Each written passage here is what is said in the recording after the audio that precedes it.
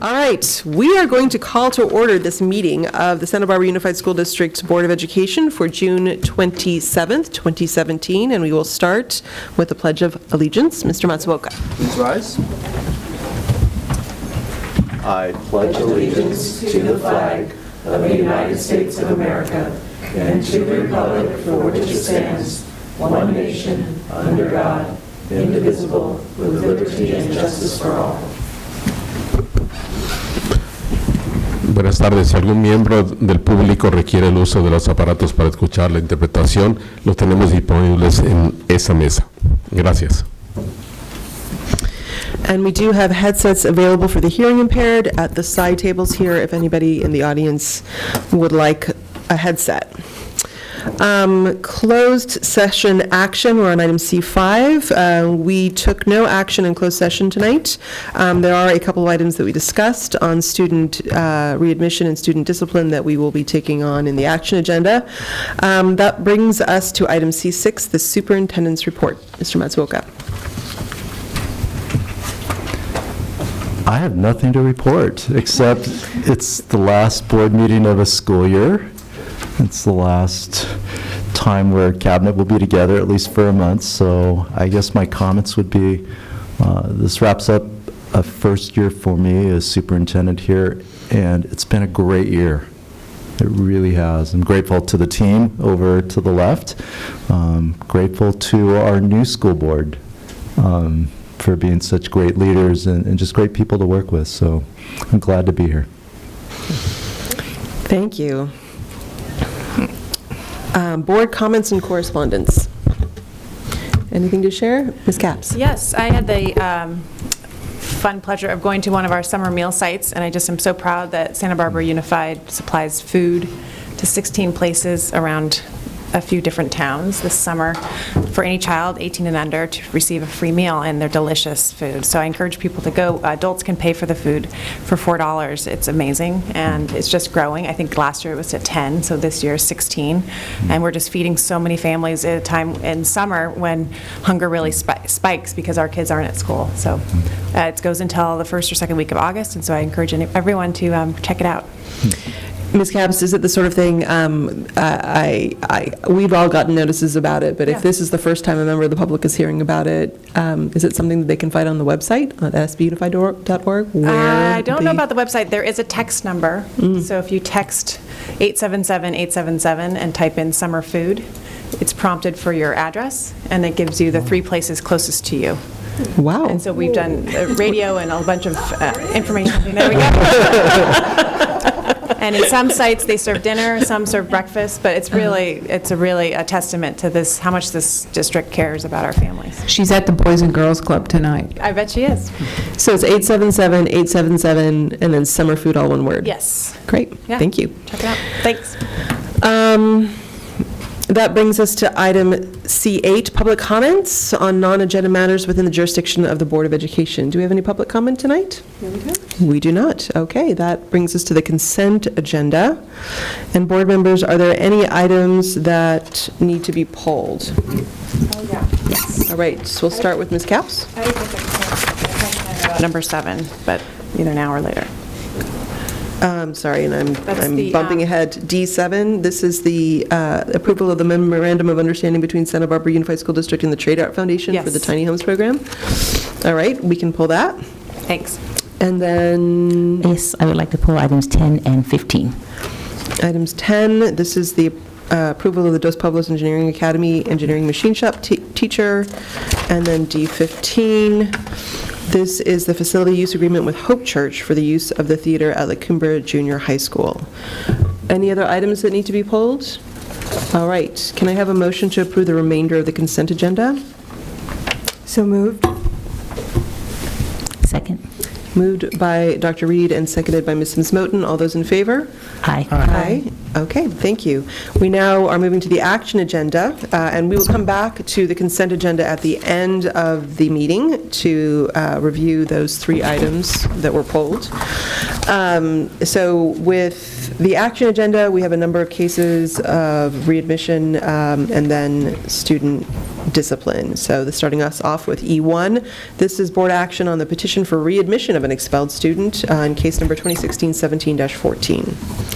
Yes, in the case of 2016-17-14, I move to accept the reentry from expulsion with enforcement suspended for 1 school year ended June 2017. Second. All those in favor? Aye. And that passes unanimously.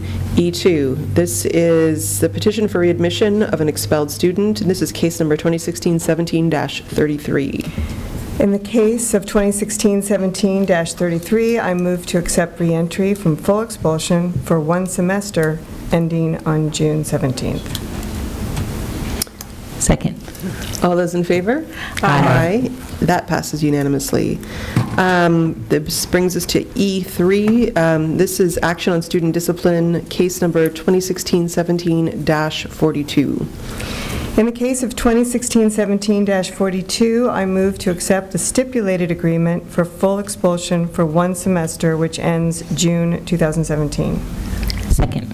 All those in favor? Aye. Passes unanimously. This moves us to E4. Again, student discipline, case number 2016-17-51. In the case of 2016-17-51, I move to accept the full expulsion for 1 school year, which ends January 2018. Second.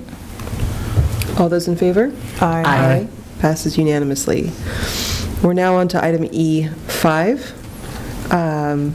Case number 2016-17-54.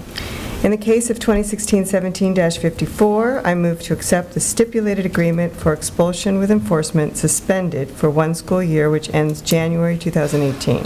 Second. All those in favor? Aye. Passes unanimously. E6, student discipline in case number 2016-17-55. In the case of 2016-17-55, I move to accept the stipulated agreement for full expulsion for 1 school year, which ends January 2018. Second. All those in favor? Aye. It passes unanimously. And finally, item E7, board action on student discipline in case number 2016-17-56. In the case of 2016-17-56, I move to accept the stipulated agreement for full expulsion for 1 school year, which ends January 2018. Second. All those in favor? Aye. Aye, and that passes unanimously. All right. This brings us to item E8. This is the approval of the First Amendment and modification to Superintendent's Employment Agreement. This is one of those rare cases where my name is next to it on the agenda. So it has been 1 year for Mr. Matsuoka here in our district, and the board has, with a lot of help from district staff, completed his evaluation process, and this was the first time where we really reached out in a way that Mr. Matsuoka was modeling for us with his own staff, and it's something that we were really appreciative of, that we were able to meet. So we appreciate those of you that we were able to meet with and sit with and talk with about it, and then surveys from classified staff, from credentialed staff. We got a lot of great feedback, and I hope that you found the process helpful. We shared, everything was of course totally anonymous, but we shared the recommendations that teachers and management and classified had, and it was really a great process, and we really appreciated it. It was a very positive evaluation. Thank you for an excellent first year.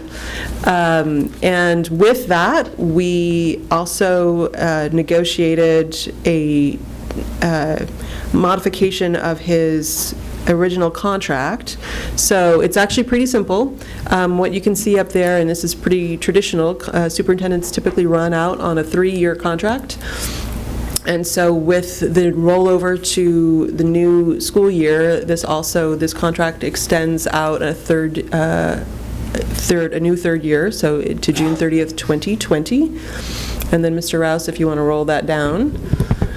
The salary change is around, what had happened in the past was that the superintendent essentially had a me too in his contract. Whatever the SBTA agreement was, which was then whatever the management got, because management typically got a me too, he followed the management COLA adjustment or raise.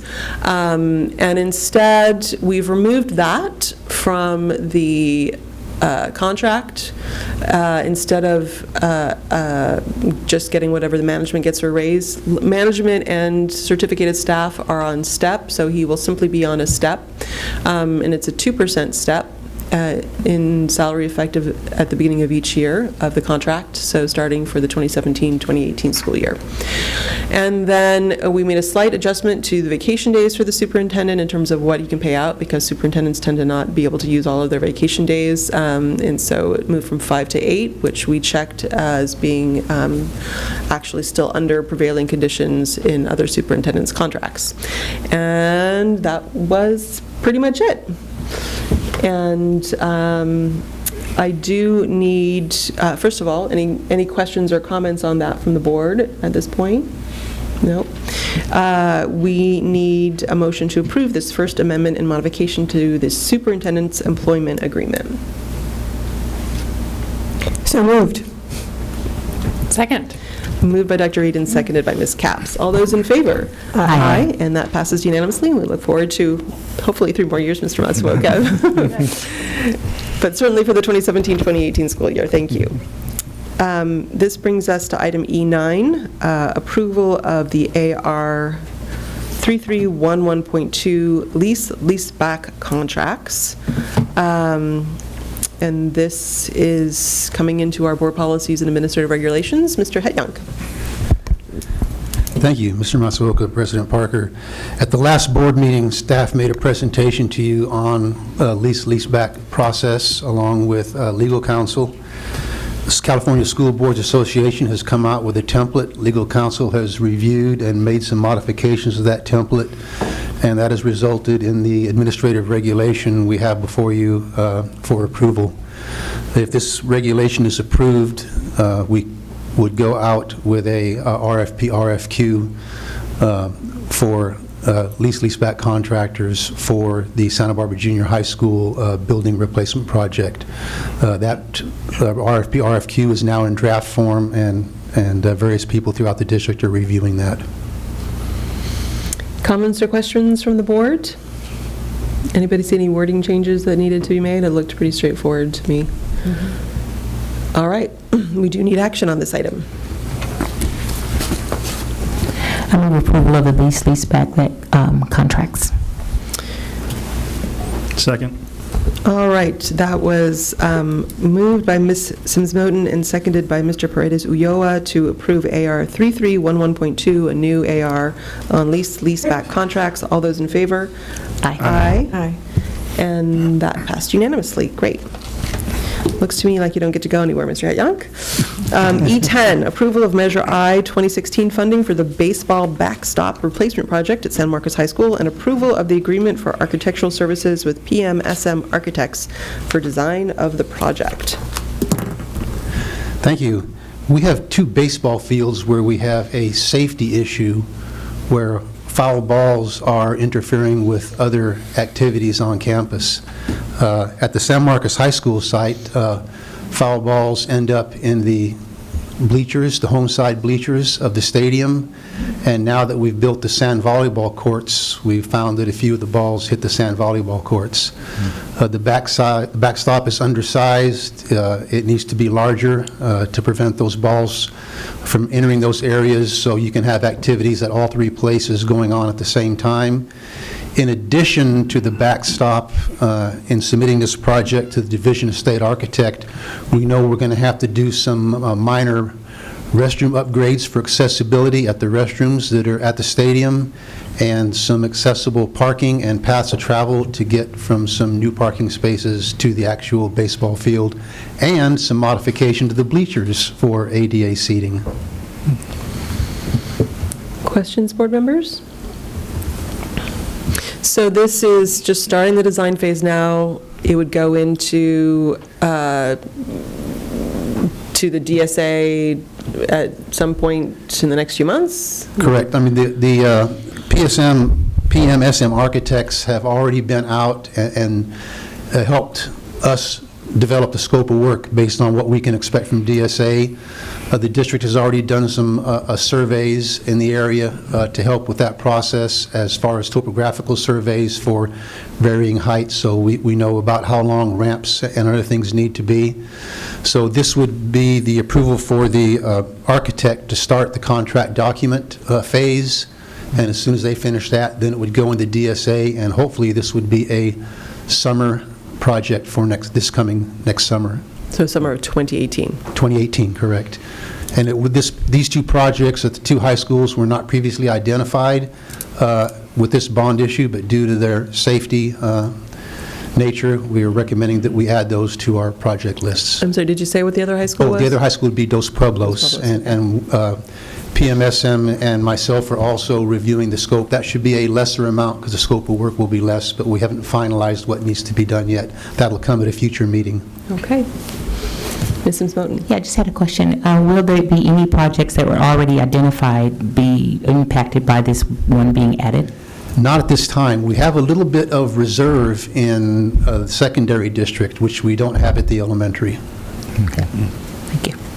All right, we need a motion to approve this Measure I 2016 funding for the baseball backstop replacement project. So moved. Second. All right, that was moved by Mr. Paredes Ulloa and seconded by Ms. Sims-Moten. All those in favor?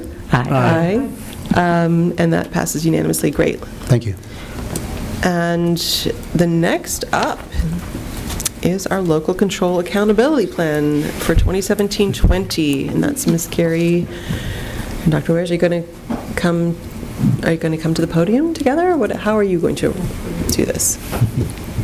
We'll have a split assignment, I think. Okay.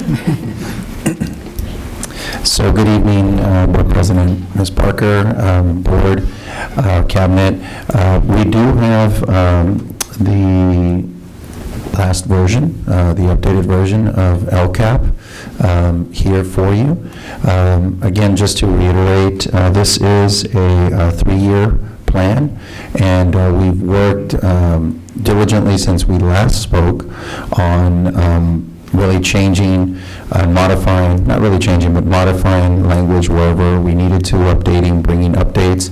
The version that you see here is essentially a final version, of course, pending your approval and input, but I wanted to just include a few things, and that is that there will be some technical changes that may occur, and those will be really small in nature, largely clarification of language, because we also need to ensure approval of the county office as well. But the budget has been reviewed, the content has been thoroughly reviewed, and we've brought that current, consistent with either your feedback and recommendations or those that stemmed from the county office over the last really 2 weeks. They've been very supportive of our efforts, both on the fiscal side and on the ed services side, in trying to ensure that our LCAP is consistent with the intent of LCAP as a construct, but also with the new template, which is another reason why there may be some technical changes. The other thing that I would add is that we use a service called Document Tracking Services, which allows us to really memorialize and maintain one final concrete version of this plan, and that transfer has happened over the last 2 days. So the published version, pending your approval, will be that version, but the content will remain largely unchanged. One other note, Ms. Sims-Moten, I know you made reference to some of the disclosing of asterisks. We have received some guidance and actually looked at some publicly released information information, and we're going to make some changes there as well to be in keeping with both state practices, which have been interpreted a bit differently. We really want to be very mindful of disclosing or potential for disclosing any student information, and but we've seen some different interpretations of that coming down from the state, and we just wanted to let you know that it's something that we'll be working on, and that will be in the final version, the published version. So with that, just wanted to really invite you to provide us with any commentary or your thoughts. Comments or questions from the board? Ms. Capps? A general one, I know this reflects a lot of work, and I liked having the side-by-side, where there's sort of a series of goals or an area that kind of gelled a little bit better together, like all of a sudden you're sort of coming together. And I just am curious if you're excited about a certain sort of transformation from how things were previously thought about to now, when you're looking 3 years in advance. Actually, it's really a confluence, and it's a really great question. We are incredibly proud of this whole document. From every audience and stakeholder that we've engaged with, it is a huge upgrade. There was some tremendous work done from the very inception years ago of LCAP to try to bring a real coherent plan. We feel this is a really coherent plan. Next iteration that is just another upgrade. We expect to be even better in the future. I think where the plan or the theme that will emerge is really coherence and focus, and really telling the proper story of what we are trying to accomplish as a district. Beyond that, it's really it was authored by multiple people, but there was a lot of intentionality behind having it be really coherent from beginning to end. And so we were very conscious of that.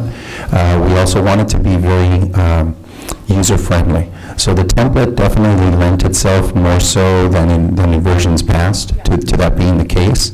But beyond that, we really just wanted to provide narrative wherever possible to provide a really good snapshot of what we're doing. We're very proud of the work that we're doing around equity and access, of course, and describing that process is not easy, especially because it's so multifaceted and layered. And so you probably see that as a recurring theme. I hope that's something that comes across to you, as well as just those services that are really intended to support the unduplicated pupils, unduplicated students that really that were intended to serve ELs, low income, and foster youth primarily. But of course, there's a benefit to all students in some of this, and we pointed that out. So I also want to invite Ms. Carey to provide her input as well. I would concur. I think that one thing that the LCAP, a review of the LCAP yields is several examples that are really unique to our district in response to serving the needs of unduplicated pupil count. Programs that have become, I would argue, sort of a model for any district that might match our demographics and have some of the same needs that present as our district does. I'm specifically thinking of things like PEAK and Academy for Success, and things that we know would go right to students who are EL, foster youth, and low income. And so in addition to things that are maybe deemed highly effective, that are research-based or that are from outside, I love the fact that this LCAP in this iteration really highlights these locally homegrown and proven with the data outcomes to support it, effective interventions for students who have most need. Thanks. And just as a follow-on, I appreciate it as a parent to be invited to the workshops, and I wasn't able to go, but is there something that stood out when you did those community input sessions that you can shed light on just for us now? Yes, I'm just thinking back to they're very different in their flavor. And they were unique. What we heard at those workshops, we heard a lot of people's stories. We heard a lot about a feeling of I would say an improvement and a feeling of welcome So I definitely think that from those regional LCAP meetings, we see the fruits of some of the efforts in the realm of parent engagement and parent education that, of course, are also have been and continue to be well supported by LCAP. It was really dynamic to have students. We had some students. In fact, I'm looking at Mr. Tay because she was at one with me where we had students who were participating in a really engaged way, and I would say who had a lot to say about equity and access, both academically and in terms of sort of school culture. These are secondary students. Thank you, and I wanted to commend Dr. Ramirez, your point about this. I found this document to be very accessible, and I think that's something that's very important when we produce these public plans, so thanks for that. So one question I had is, to date, these plans have been rolling, and so for the first time, the state has switched to where there's a fixed plan from 2017 to 2020, so we can actually work this plan over 3 years instead of constantly trying to change it. Does that mean that, for example, next year, you don't have to, or you maybe even shouldn't, go through the sort of intensive LCAP process that we have been going through, and instead amending, modifying, working on this? And I don't know if that has been talked about yet, or if you already have plans. So broadly, that is our understanding of it. We will engage with our county office as early as this fall for precisely those reasons, to better anticipate how the state interprets it and how ultimately the county office works with us. Part of the thinking behind this at the state level is that we wanted to have, there was an acknowledgement that there needed to be a greater opportunity to work on implementing and delivering the services called out in LCAP, as opposed to simply working consistently on a plan. And I don't know if that makes sense, but it's an important distinction. When you're constantly in this process, it does take time away from monitoring it and really implementing to the best of your ability. And for us as an organization, as a district, that's very important for our efforts to really be in those direct services. So that said, we will get more clarity on that, but that is at least broadly the intent, is for it to be a year-to-year monitoring. Now, one of the things that I know has historically in past board, for the past board, was very important is maintaining the community engagement. And to that end, I think we really are, what it would allow us to do is focus much more so on messaging and input and improving our data literacy. And just understanding whether we have the right data points. So those are the avenues that get opened up if, in fact, we have more of an opportunity to treat this as a fixed plan that gets monitored year to year and revisited and improved, but not revamped. So I think that's really what we're hoping to see, but we will be working with our county office to ensure that we have the appropriate interpretation of that. I might just add, too, that in addition to keeping, that there's sort of multiple variables happening in LCAP, and one of the nice things about having more fixed goals, even if we might choose to modify them or hone them, is that we are going to see some shifting in the dimension of the metrics. So we are having this, with the recent release of the dashboard, we sort of have not only some new metrics, but also a new way of thinking about and kind of working with those metrics, and even some of just the assessments themselves. CELT transitioning to LPAC. These are all, that's an acronym for the assessment we use for our English learners, or the science test changing from the CST model to the CAST, and some of you pointed out those. But even things like, how do we measure whether our cohorts are college and career ready? I mean, those are things that are going to be released in the new way for the first time this fall. So one of the nice things about keeping the goals relatively stable compared to past year iterations of LCAP is other things will be changing in a way that will only continue to add relevance and meaning to how we understand what our student performance data, the story that it tells us. Dr. Reed? Yeah, I just wanted to just put in a positive word. I really appreciate the process that you brought it forward and allowed us, and it was the way it had to be anyway, but the process for us to understand the transparency of the document, the opportunity to raise questions and also to just have discussions around them. And I feel really confident that going forward, we have a great plan and a lot of possibilities and potentiality for our students, for all of our students. And so it's really good to know that we have a solid plan and solid cabinet team, teachers behind us to do this plan. So thank you. Thank you. Thank you. And I will just add, on the summary of the LCAP, which has many sections, just noting that the plan is about how we're spending about $13 million. We have an overall district budget of $158 million for the 2019 year. This is special services, $13 million for some specific targeted subgroups in this district that this plan serves. We need a motion to approve the local control accountability plan for 2017 to 2020. So moved. Second. Moved by Ms. Sims-Moten and seconded by Mr. Paredes Ulloa. All those in favor? Aye. And that passes unanimously. Thank you, guys, and thanks to everybody that worked on this. I know how much goes into that. This brings us to E12, adoption of the Santa Barbara Unified School District's 2017-2018 budget. Ms. Jate. Thank you, board members. So the Santa Barbara Unified School District staff has prepared the fiscal year 2017-18 adopted budget report for the board's review and approval. And I want to add that this budget solely supports the LCAP and the expenditures that are related to the LCAP for those students. I've done a lot of reflecting a little bit, so I wanted to let the board know that they're responsible for this. They're ultimately responsible for this budget. And No this pressure. budget, no pressure, no pressure. But it's a $161 million budget. And in the past, I've gone through this budget pretty quickly.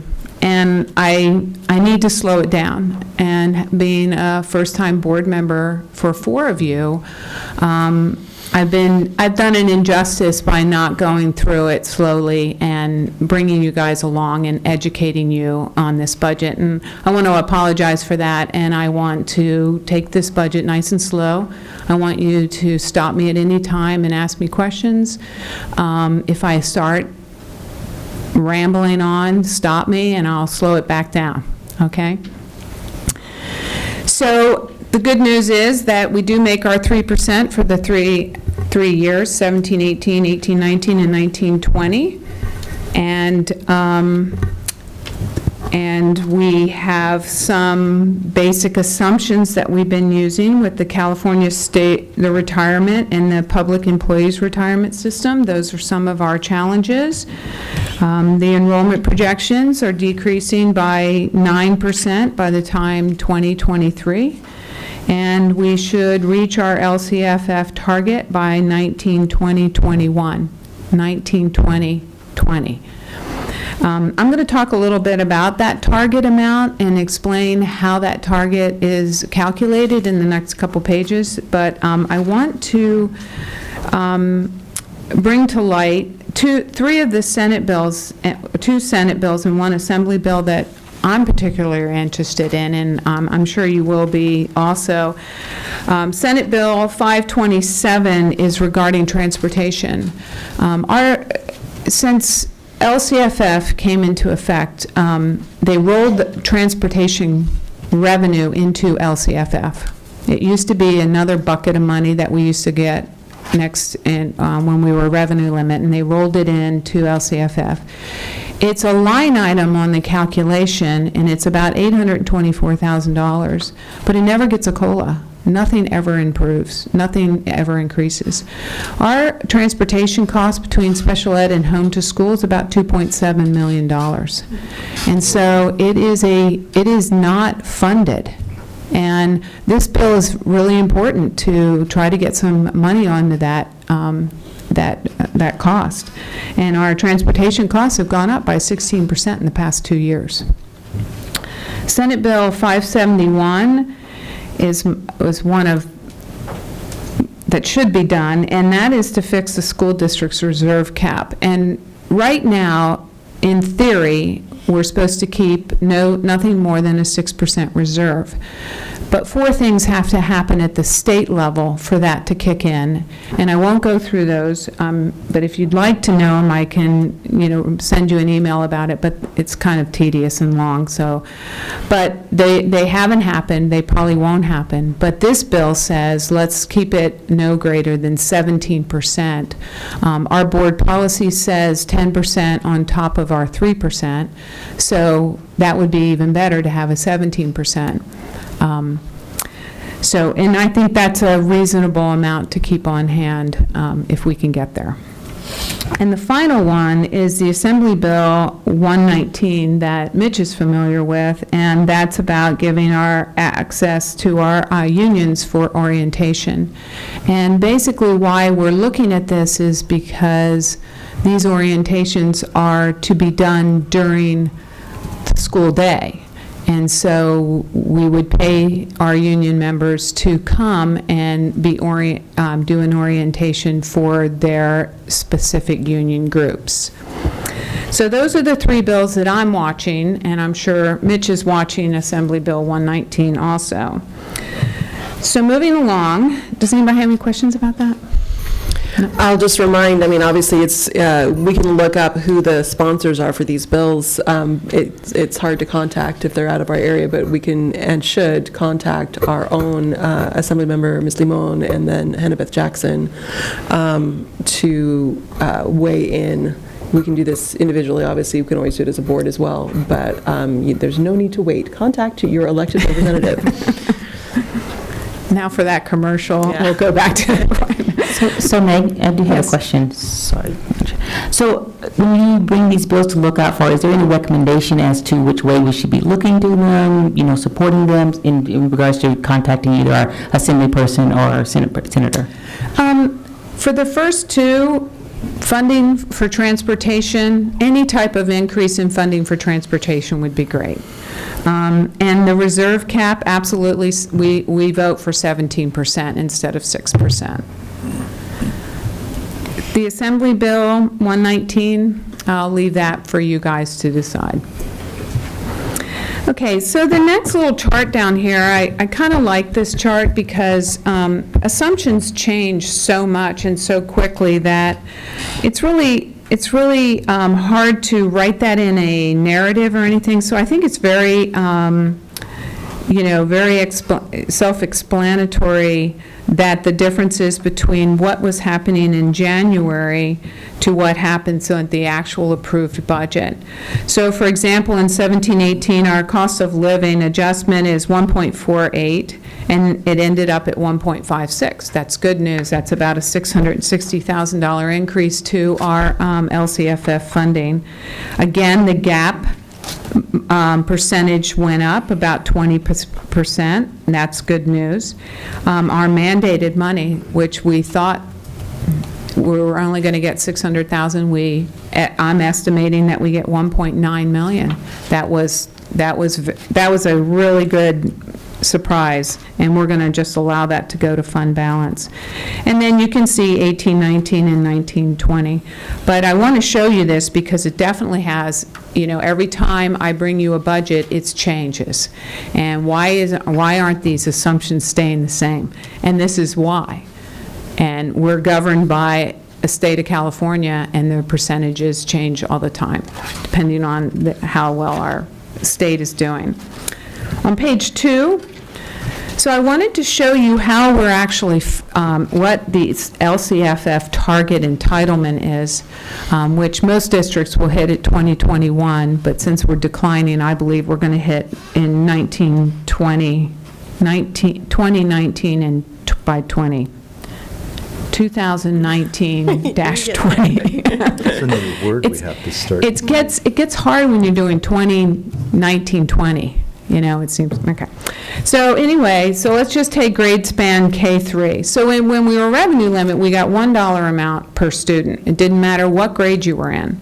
So in grade span TK through 3, everybody in the state of California that has a child in TK to 3 TK if they're 5 or older, but really till third grade, gets $7,190. Then you take the ADA, which is P2 ADA, and that is done in April, and that was our ADA for TK3 grade span, and that's 2,350 kids. That's almost $17 million. And you can go and do the math and see. Now, this is our target. This isn't what we're getting this year. This is our target. So then there are 2 add-ons, grade span TK3, that should be TK3. You get a dollar amount for each one. This is for class size reduction. And again, we have grade span 9 to 12 for $227. And this is basically for the CTE program, the Career Tech Education. So you add these up, and then our final one, which is connected to the LCAP, is our supplemental. And our northern county districts are really high in supplemental, and they get concentration. So the dollar amount that you see here are ours. The dollar amount that you would see in a northern county that's high in supplemental and concentration is much greater than that. So the 2 charts above are all the same for all the school districts. But when you get down to the supplemental, and I just did supplemental because that's all we get, that dollar amount for TKK to 3 is $830 for us. But for Santa Maria Bonita, it's way more than that because they have a higher unduplicated pupil count. An unduplicated pupil count is you count the child once if they're EL, foster, homeless, or SED, socially economic disadvantaged. So if they're 2 out of the 3, they only get counted once. So you go down to the next chart where it says projected entitlement. So this year for 17-18, we're projected to have $118 million coming in. Then you subtract out our local property taxes. And that means our local property taxes, our redevelopment agency taxes, and then we minus our charter in lieu of property taxes. So that's the amount we give our charters. So with that being said, the state funding is about $13 million. So I want to tell you a little bit about charter schools. So charter schools, since we have 3 of them, Adelante, Peabody, and Santa Barbara Charter, they too have an entitlement, and they too get property taxes, and we call them in lieu of property taxes. I don't know why it's in lieu of property taxes, because it is property taxes, but who knows. So what you do is you take your total property taxes less RDA. Charters are not entitled to redevelopment agency taxes. You take the property taxes, you divide them by the total ADA, our district ADA and the charter ADA, and you get a dollar amount per ADA. So it's about an $8,000 amount. Then you take each charter and take their P2 and times it by that dollar amount. Any questions? You following me? What's P2? I know you said Oh, I'm earlier. sorry. P2 is period 2. It's in April, and that's the time that we're funded. That's what the state of California says, okay, there's your snapshot on that. It's about 132 days into the year. It varies due to the calendar. But at that particular moment, how many times has each kid come to school? So, I'm sorry, P2, that's what we're funded on. So our charter schools, right now, we are distributing about $9.6 million in lieu of property taxes. Now, a charter school cannot become basic aid. So if their entitlement is $1 million, and it comes to figure out the dollar amount is $1,001, we cannot give them the extra dollar. We cannot give them more property taxes than their entitlement is. So a charter school can never be a basic aid. So we talked about how North County is really high in supplemental and has extra money for the children in that area. And then we have, surrounding us, we have basic aid districts, which all of the schools surrounding us, their property taxes exceed their entitlement. So I believe Mr. Matsuoka gave you a little education on this, so I'm not telling you anything you don't know. Okay, so if there aren't any questions, I'll keep moving on. Too slow, I'm just going to note it's 7:22. Okay. We have a time certain at 7:30, and so if Okay. we get to that point, I'm going to stop you, and we will take action after our time certain. Okay, great. All right, so we haven't shown this graph in a while. We used to always show this graph, the function, and function is an accounting term. It's in the long account code, and it's a specific accounting code that we use to identify areas of the where expenditures are going. And as you can see, that 57% of instruction is our biggest part of our expenditures. And if you add that to an instruction-related services, which is the red, and then pupil services, which is the green, 81% of our expenditures are spent on students. And we really have to come back to that and remember that, because they are our clients, and of course, we should be spending at least 81% on them. Okay, so moving on to page 4. These are unrestricted revenues, and these are the 16-17 estimated actuals compared to the 2017-18 adopted budget. And what we did here is where we got our estimated actuals, 16-17 estimated actuals, as close as we could, so that we know we're projecting that this is how we're going to end up for this year. So we went through the budget and really worked on it, and especially in the expenditures. But in the relation to revenue, I want to just point out the places where the revenue has either increased or decreased. And we already talked about why the LCFF increased from one year to another, and that was the COLA. Federal funding on the unrestricted side of the budget is MA. It's medical administrative activities. It's a federal government, extra funds for specific services that are offered to our students. And it's about 3 years in arrears. We don't ever know when it comes in, so we don't budget it until it hits the bank account because it's so sporadic. Other local state revenue, these funds is the net effect of the mandated money of 2.8 that we got in 16-17, and then the 1.8 or 1.9 that we anticipate getting in 17-18. A decrease in lottery, which is ADA driven. So there's a few decreases. And then our biggest one is because of our property taxes, our parcel tax, measures A and B expiring, and that was a big chunk of our revenue. Our salaries, our expenditures, they also are a net increase. And this is due to movement in step and column, the 2% salary increase, the take-back of our regional programs, English language TOSA and a literacy TOSA, 2 deans, which are partially funded from the restricted side of the budget, and the district's public retirement services, the number 2 retirement incentive plan, which was in 2014, was we needed to account for it differently, so it came out of services and was put into salaries and benefits.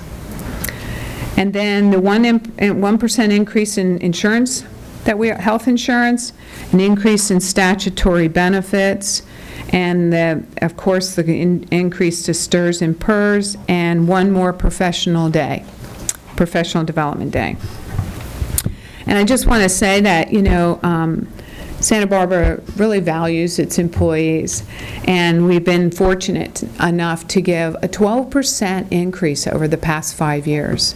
And that outpaces a lot of private industry, but it's well-deserved. Books and supplies, net decrease in books and supplies is due to instructional materials and the decrease of the purchase of iPads, so it's a net effect of there. The services and operating, the largest decrease we did do in 16-17 was we went through our routine restricted maintenance, which is if you get money from the state matching funds, you are required to have routine restricted maintenance to keep those facilities up and in good repair. And so you must have a 3% of your total general fund as your holding spot for routine restricted maintenance. The governor allowed us to either go back to 2014-15, which is 2.9 million, or reduce it. We can't reduce below that point. We reduced it. We went through all the services that were under routine restricted maintenance and reduced them because they weren't using them. So.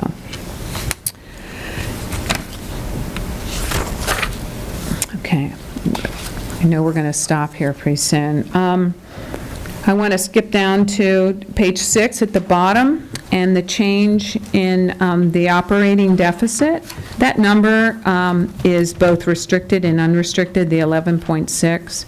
In the unrestricted side, it should read 10.8, which you see right there in that column under there, 10.85. And of that 10.85, 3.4 million is due to the spending down of the one-time funds from 15-16 to 16-17. The remaining 8.2 million is due to the loss of revenue of parcel tax measures A and B, additional staffing, and the 2% increase. The district is committed to reducing its deficit spending and rebuilding its reserves. This is going to take hard work and commitment on all of our parts. On the restricted side, we do our typical 10% reduction on our federal funds because we're not real sure what the federal government does, and this is something we do every year. We will know by mid-July if those funds are there, and we will increase the budget by first interim, and we will let the sites know that that increase has happened, and so they can adjust their site plans accordingly. All right, I'm going to pause you there, Mr. Tay. Okay. So hold on to your notes and your questions, and we will come back to this item E12 for action. But with your permission, this is the way I'd like to structure it. We're moving on to the report discussion agenda, F1. This is the District English Learner Advisory Committee recommendations to the Santa Barbara Unified School District Board of Education, and Dr. Ramirez will take this on. What I'd like to do is take our 5-minute break after that moment, or after that report, and then we will continue with the report discussion agenda, moving on through item F5, and then we'll circle back to finish the action agenda with the board's permission. Is that okay? Mm-hmm. All right. So we will come back to you, Ms. Chate, and at this point we are going to move to item F1. Dr. Ramirez. Good evening, Board, Ms. Parker, President Parker.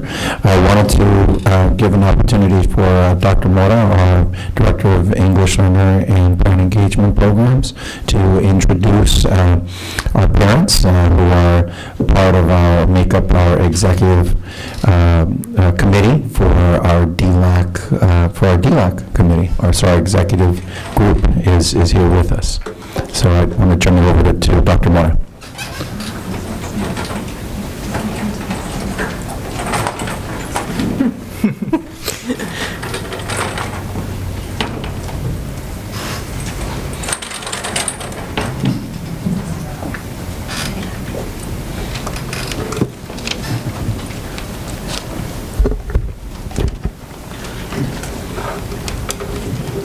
Good evening, Ms. Parker, members of the board, Mr. Matsuoka, cabinet, and guests. One of the primary responsibilities of our DLAC is to present recommendations to the board as they relate to programs that serve English learners and their families. As part of that responsibility, DLAC created a subcommittee that was tasked with reviewing the recommendations from this past school year and drafting a proposal for you to consider. Our subcommittee met on 7 separate occasions throughout the course of 2 months to review and revise the recommendations before you. These recommendations were then presented to our DLAC committee, and was given an opportunity for representatives from the sites to give input and also for community members. This evening, we have our DLAC subcommittee here with you that will bring forth the recommendations for this year. It is with great pleasure that I share and I introduce with you our DLAC members. We have Gisela Adriana Lara Guerrero, co-president, Gabriel Dorado, secretary, Melchor Barron, parliamentarian, Gloria Hernandez, past president, and we also have Marina Zarate, representative from La Colina.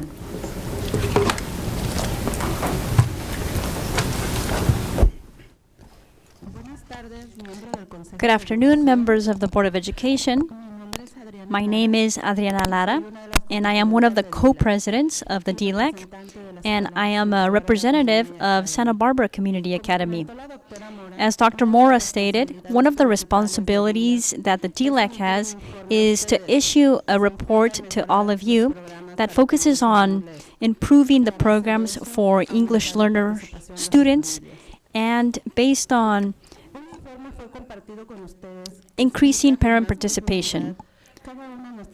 So one of the reports was shared with all of you, and that explains with more detail each one of our recommendations. This document was organized in the following manner. First, we will see the achievements, and we will celebrate those achievements of this past year, and after that, we will have the recommendations. So the sections Section A will refer to the recommendations that are currently being worked on by the district, and those other ones that will be completed, we will be monitoring those other ones. And under Section B, we have the recommendations that still have to be implemented. Good afternoon, members of the board. My name is Gabriel Dorado, and I am the secretary of DLAC, and I'm the representative of Monroe School. We want to recognize and celebrate the efforts of the district personnel with regards to the previous recommendations. We have identified 11 achievements for this last school year. All of these achievements are important, and it's important to recognize them, and they have a large impact on the impact of the students who are English. But we decided to focus on 4 achievements. The district has put a lot of effort into developing a training program that takes into account the academic strategies that have been identified to be the most effective to teach English learner students and accelerate the development of the English language in the academic form for all students. So it's important for the district to continue with these efforts and that all teachers in elementary school receive this training. The training that is necessary to improve their own instruction with regards to the academic and linguistic needs of those English learner students. In the last 2 years, we have reclassified a total of 1,587 students from first grade to 12th grade. And this year, we will reclassify 683 students. So this year, we also launched the new process for reclassification for English learner students with IEP plans. This process will increase the number of students that will be reclassified to more than 700 for the year 2016-2017. This was possible because of the collaboration between the Special Education Department and the Office that works with English learner students and parent engagement. So this year, we will continue to offer training for parents that focus on having a better understanding of the single plans and the different policies that affect English learner students. Also, we increased the system to have restorative approaches. So 6 elementary schools have this program out, and we will have many more. So congratulations for these achievements, and now I will have my partner here come and speak. Good afternoon, members of the Board of Education. My name is Melchor Barron, and I'm a parliamentarian with the Dilek, and I represent Franklin School. So as you review the annual report, you will be able to see that we made 21 recommendations.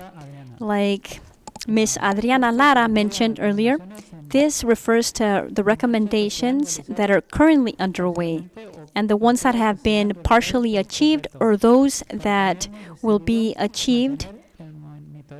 But we have decided to continue monitoring these goals to ensure that they continue to be implemented. So all of these recommendations are important, but we want to focus on 7 of them.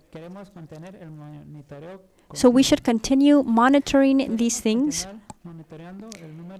and we want to continue monitoring the number of English learner students that are enrolled and that have completed advanced courses and honors classes. So this means that they should have at least a C. But in order to be competitive in the university system, they must have an A or a B. It's also necessary that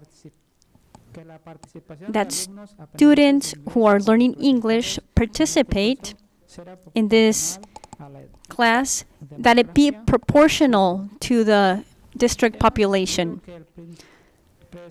So we have learned that preschool is a very important learning stage for all children. And it's even more important for students that are learning English, because during this time is when they have their first contact with the English language, and they learn how to be a student. So for this reason, it's very important to continue the financial support for those programs in preschool with a specific focus for the students that are learning English and that are developing their academic language. We are celebrating the reclassification of more than 2,000 students in 3 years, and it's important to recognize these efforts. At the same time, we have to continue monitoring the programs that were designed for English learner students in the long term, because we want to reduce this amount to 0%. So we have had some achievements in this area. We had 1,995 students in 2014-15, and then in 2015-16, we had 1,256 students. So we hope to see that this continues and that all schools use all of the strategies to accelerate the development of learning English so that we can support our English learner students long term. My colleague here will give you more information about the 4 additional recommendations.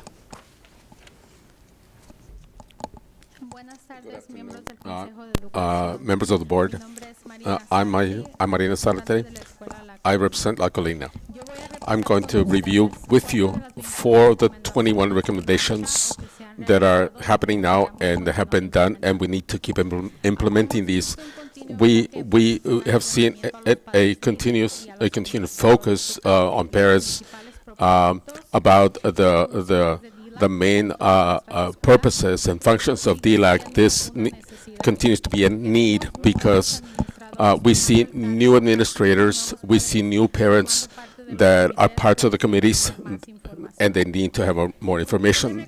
The reclassification committee at district level has done different things for the general plan for students who are learning English, and it's recommended that this committee keep having meetings to have the whole plan or to make the whole plan. There was a new family involvement liaison person, and we recommend that schools have a dialogue with the committees to determine whether this is a viable option. The collaboration between the specialty department and the office in charge of English learners and parent involvement has resulted in a specific focus for students who are receiving special ed and services. Like Gabriel Dorado said, this year we have a new process, a new alternative process for reclassification that there's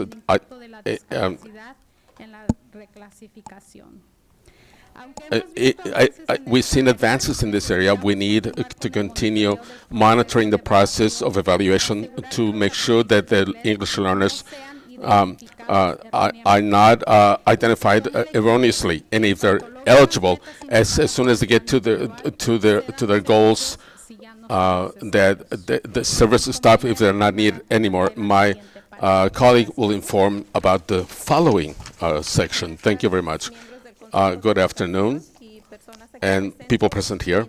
I'm Gloria Hernandez. I'm president of DLAC.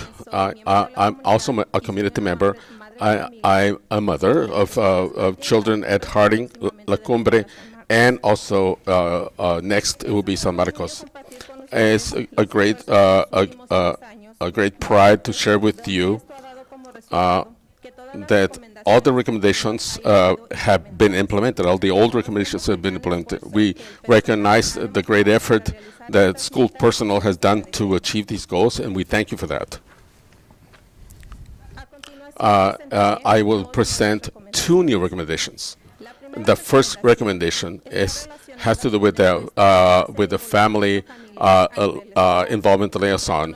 We recognize that the district developed these new posts, and the next step to take is for the schools have a dialogue to determine if there's a possibility to hire personnel for this post. This continues to be a decision local, in particular to every school. However, we recommend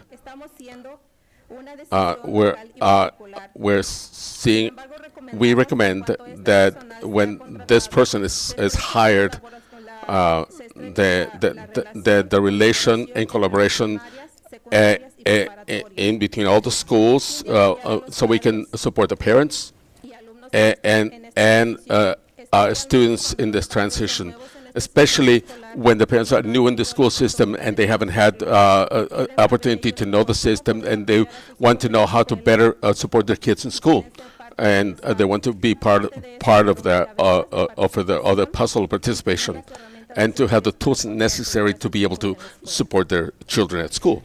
The second recommendation is that has to do with the need of monitoring and bettering the programs for English learners.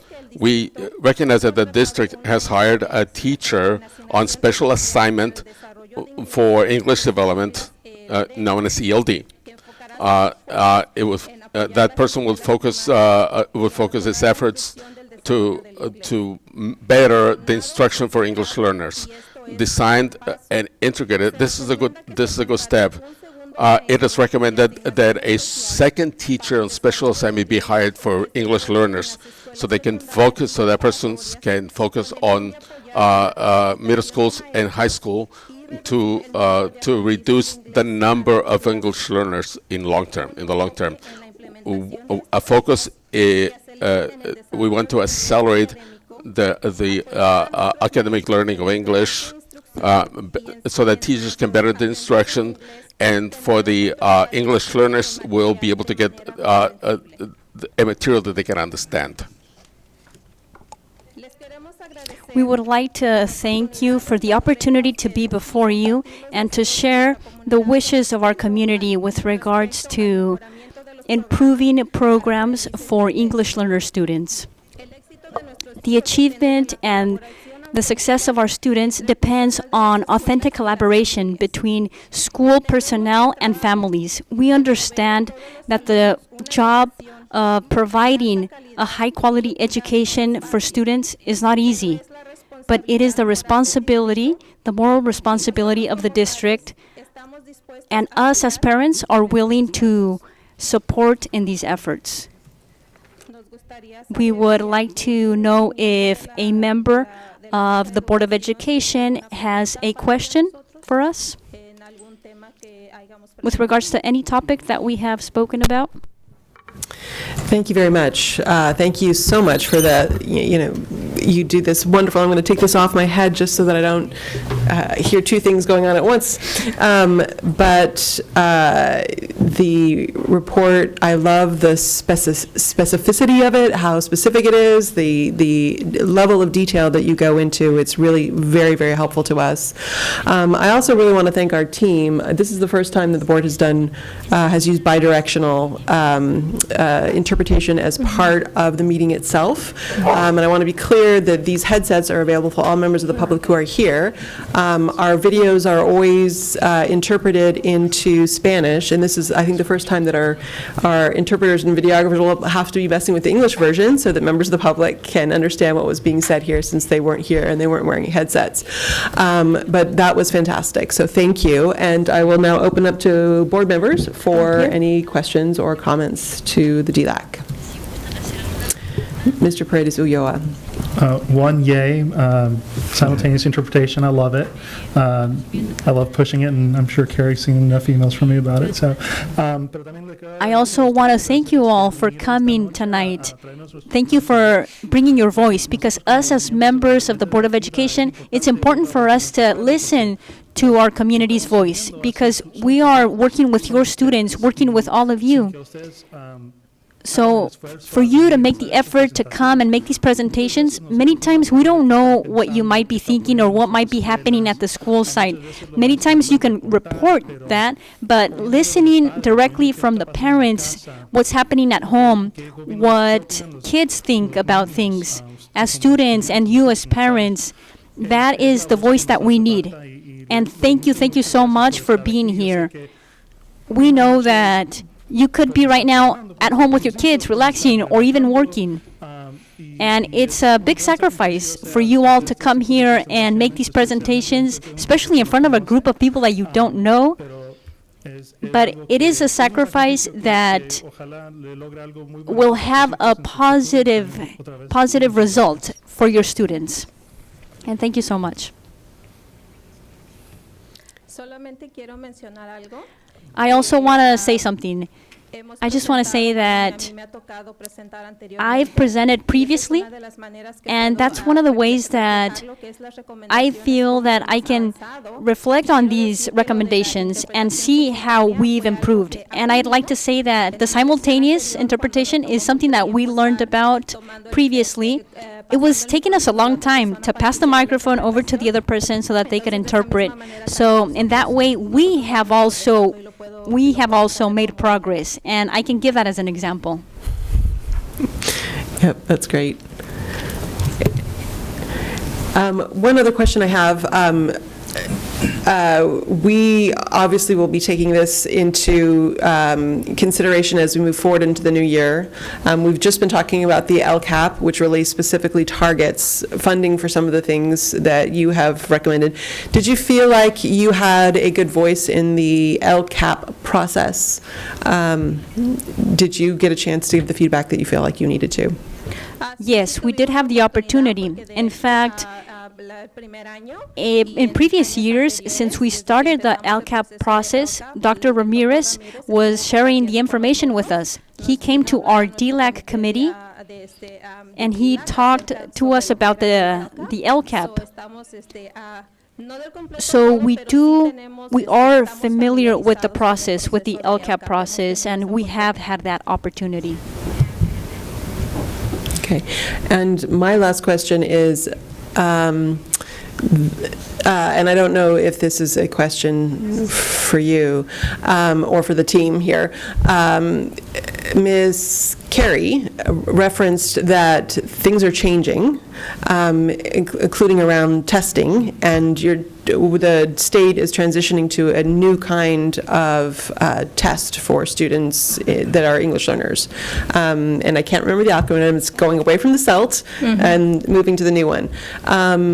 Has the DLAC been talking about that? Are there concerns about how that might affect reclassification? I don't know if there's been any analysis of the new test done.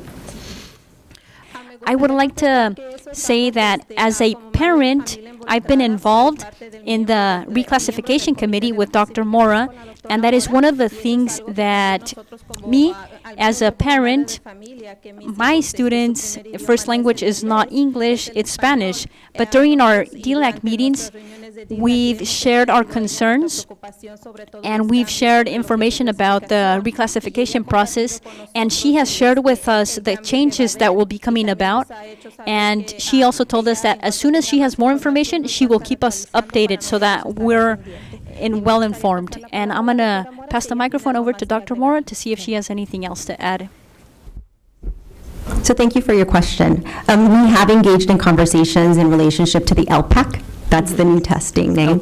And our families are aware that the implementation of the LPAC will be taking place in the spring. We will be continuing with the CELT for the fall for initials. So all of that will be shared with families again in the fall as we begin to prepare for the implementation of LPAC in the spring. Is there any sense of, I mean, when the new CASP testing transition, there were years where they were doing, essentially, they've been piloting it, and the scores didn't count for anything. How does that work when you're doing this, and reclassification is so important, you can't wait?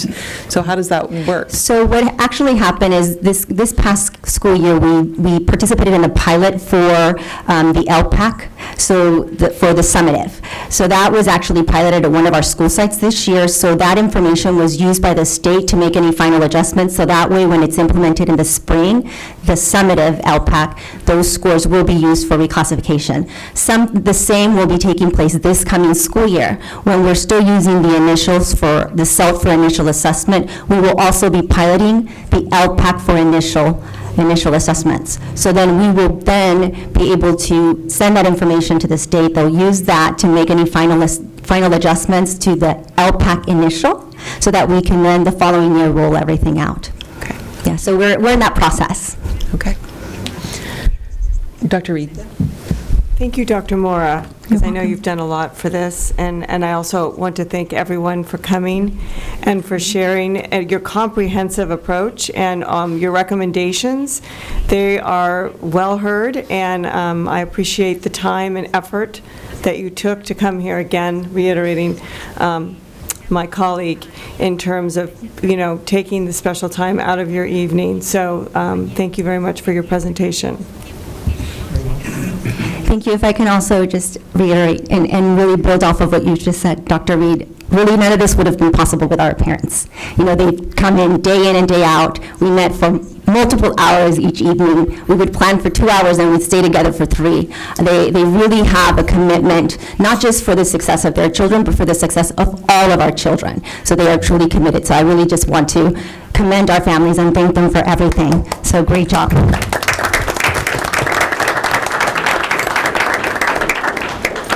All right, board, any more comments or questions? I have one question for Yes. Dr. Mora. So, Dr. Mora, we've been working on a future literacy report for the board. We'll get back to it this summer. As I listen to the report, I'm curious what overlap there is in terms of using that data, that sort of, every 3-month marker to help inform our English language learner program and even the DLAC community. We haven't had a chance to talk about that overlap, but as I listen, I see tremendous overlap as we monitor the literacy success of all of our students, and then 40% of our students are English language learners. Well, we know that language development is tied into literacy. You can't separate one from the other, right? So we know that as we're monitoring literacy and really focusing on the development of language acquisition and academic language specifically, that we're going to be able to identify what our successes are and what gaps we have in order to be able to better support our English learners. So I think they go hand in hand, right? Looking at that data and then really thinking about what are the needs, and then what are we going to do about it, right? So I think we'll be able to articulate and be able to demonstrate the successes and areas of growth for us. Very good. All right, thank you very much, and we look forward to more cooperation and input in the future. And with my board's permission, at this point, I'm going to call for a 5-minute recess. We are going to go ahead and restart the meeting. We are on item F2. A reminder, we will be returning to the action agenda after the report discussion agenda. F2, this is Peabody Stadium update. Mr. Matsuoka. Okay. All right, if Mr. Rouse would pull up a slide deck. So as he's finding that, the board received a fairly lengthy narrative and a budget spreadsheet model. I actually sent the spreadsheet to the board so they could play with numbers. And so here's an image of the Peabody Stadium area. And if you've been a part of, oh my gosh, I almost said Saratoga High School. That was like, whoa, sorry, I'm tired. That was like 5 jobs ago. Santa Barbara High School, you can see the current stadium. And it's been a really great collaboration, and I'd say a really intense process the last 2 months. A lot of the consultants are out in the crowd, and I invited Greg Tebby here, and I've asked him to speak from a foundation perspective, because I'm going to give Greg some credit saying that this idea started with you. He said, we need a track. I will raise money for a track. And here we are, I don't know, 3 years later, and we're really on the verge of this project. But let me present the calendar, timeline, and big picture for you as a board. So the bidding window is open. It will close on, I'll just do it from memory, July 11th. Correct, team? July 11th. They're all nodding. They are all nodding. They are all working hard towards that date. And we want you to have every piece of information you need so that when we send that bid result out, probably we'll send it out email as soon as we have validated it. Then begins your process as an individual board member and collectively as a board to make a decision about this project. And we really are on the verge of saying yes. The costs are, there's some really big numbers. And so we want to give you a chance to understand everything about this project. Please ask any question. If it's a technical question, we'll invite our consultants to answer it. But there's quite a few layers to this. So I'm not going to go through the narrative per se. Uh-oh, what happened? Our team is Dr. Becchio.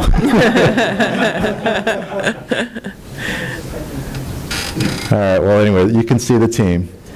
So the process we've been on is we've been meeting weekly for the last, feels like, couple months. And we spent the first couple meetings just understanding the first bid result, because it came in at a $30 million number, and I would say we were all just sort of quiet in the room. We were quiet as a board. We did recommend rejecting that first set of bids because it was so much higher than we had planned and budgeted for. We have analyzed this project now. I would say we've probably left no rock, tunnel, piece of dirt unturned. We have tried our best to make sense of the numbers. How can we reduce the cost? And we are presenting a summary report. I think the biggest thing that this team worked on is how do we create the best conditions for rebidding the project. It was clear to us, and you saw it in the board report, we only had really 2 bidders on the largest package, and there was one package where we had no bidders. We had some packages with only 1 bid, which tells you that the conditions that we created around the bid were not optimal to get the best price. I would say, correct me if I'm wrong, team, that you like to have 4 bids per package. I mean, I even saw a statistic about if you get X number of bids, it starts to give you the spread that you want to get a better pricing. So we're hoping for 4 to 6 bidders, and we've opened up the bidding market all the way down into Southern California.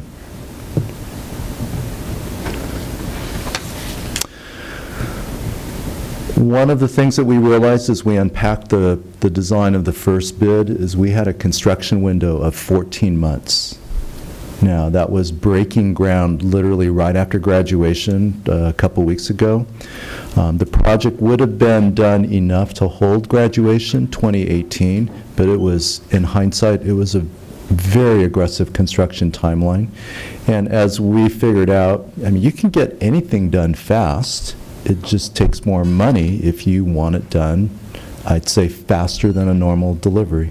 So we've stretched it out to 21 months. We feel like that's the right length. You don't want to go too long because costs rise, but I think we compressed it so tight that bidders said, if you want me to get it done in 14 months, here's my proposal. And I think they had to put in extra costs because it was so compressed. Yeah, this clicker's not working. I'll just use Brian. He's a lot more responsive. We got 2 updated estimates from professional estimation firms. The average, you saw the 2 numbers in the narrative. It came in at 27.7 is the average. And so we use that to build a budget narrative so that you could see all of the different parts. And so it might be good, what's a good way? Yeah, Brian, why don't you jump out to the spreadsheet?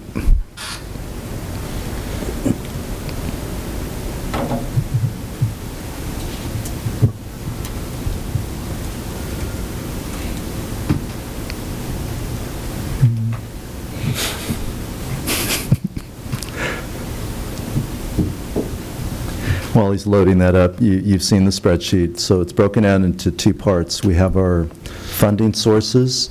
Some of these go back 3 years, perhaps, maybe even longer. And so line 5's got original construction budget. The sources were Measure Q, which was the largest chunk. Measure I, the board allocated another $5 million. I'm looking to Ms. Parker about a year ago. Roughly. And there is $1 million in developer fees that's inside of that sum. Okay, but so that means $5 million from Measure I, $1 million from developer fees means $13.18 million was designated from Measure Q. So that was the original foundation of the budget. The track and field, we set aside a separate just budget placeholder, because that's, it's a CMAS pricing model, so we don't have to actually go out to bid for that. Now comes the really good news. The state seismic fund went from $2.8 million about 3 months ago, up $3.5 million more. I mean, just kind of sit with that. That's a lot of money. So that's the state's support for this project. It's to remedy the seismic issues with the stadium. And then we have our local foundation, which really, I believe, as I've learned the history, kicked off this project many years ago. And the foundation has raised and pledged almost $5 million. So when you put those 2 lines together, that's $11 million of, I call it, like external money. Some of it's local community, but outside of our facility bond that's coming to bear in this project. That's such a large amount that it's a significant decision point. And, you know, trust us, we've debated this back and forth, and we've looked at that. That's such a big amount of money. We really should leverage it. But then the budget was short as we looked at what was going to happen at $27.7 million bid. So we identified Measure Q. If we sweep all remaining funds, it's about another $1.5 million. And here comes a discussion point tonight, and we need to talk about the Armory project. It was set up as a $20 million allocation to purchase and to do something with programming and making the land useful.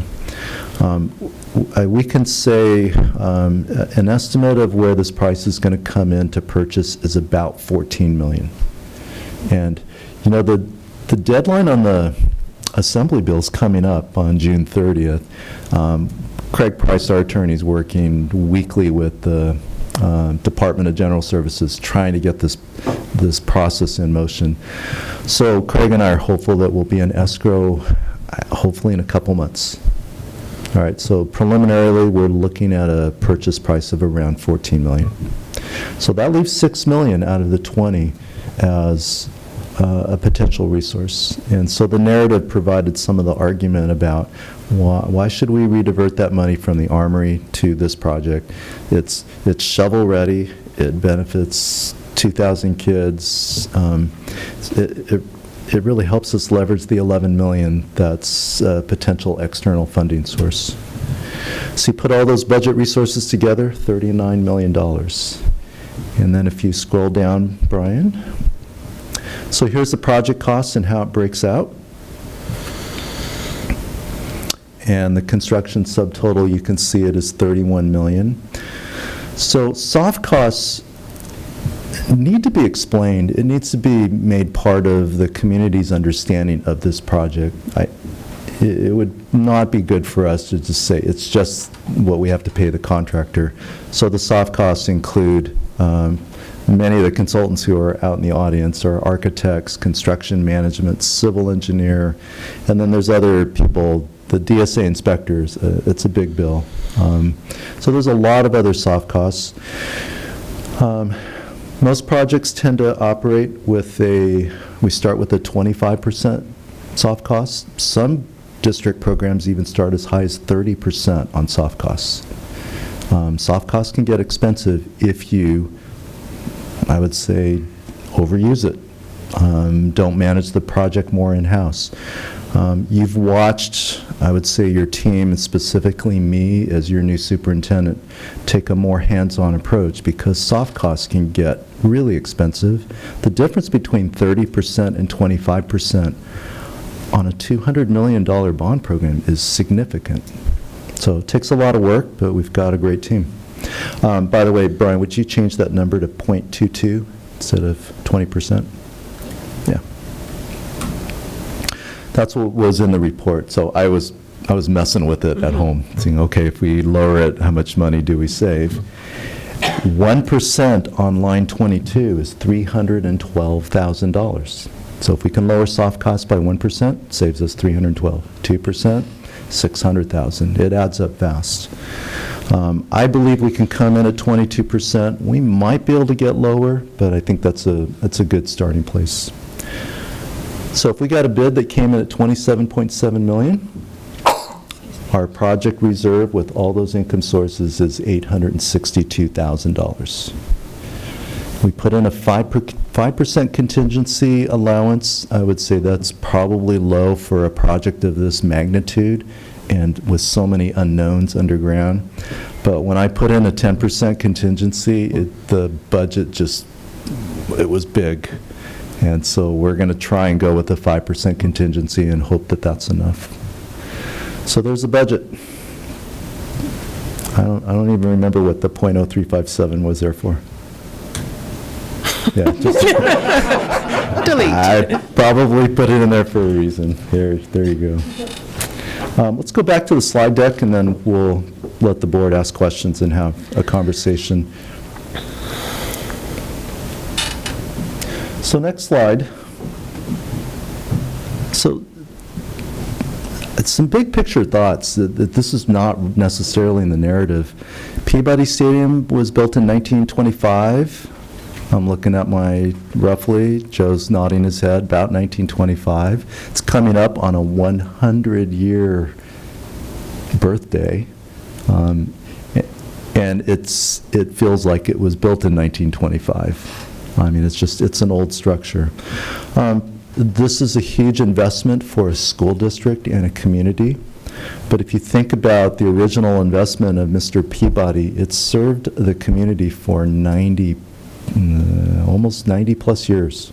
We have two alums from Santa Barbara High School sitting on the dais. I mean, this community has treasured Peabody, and it is a tradition that's very unique to Santa Barbara High School.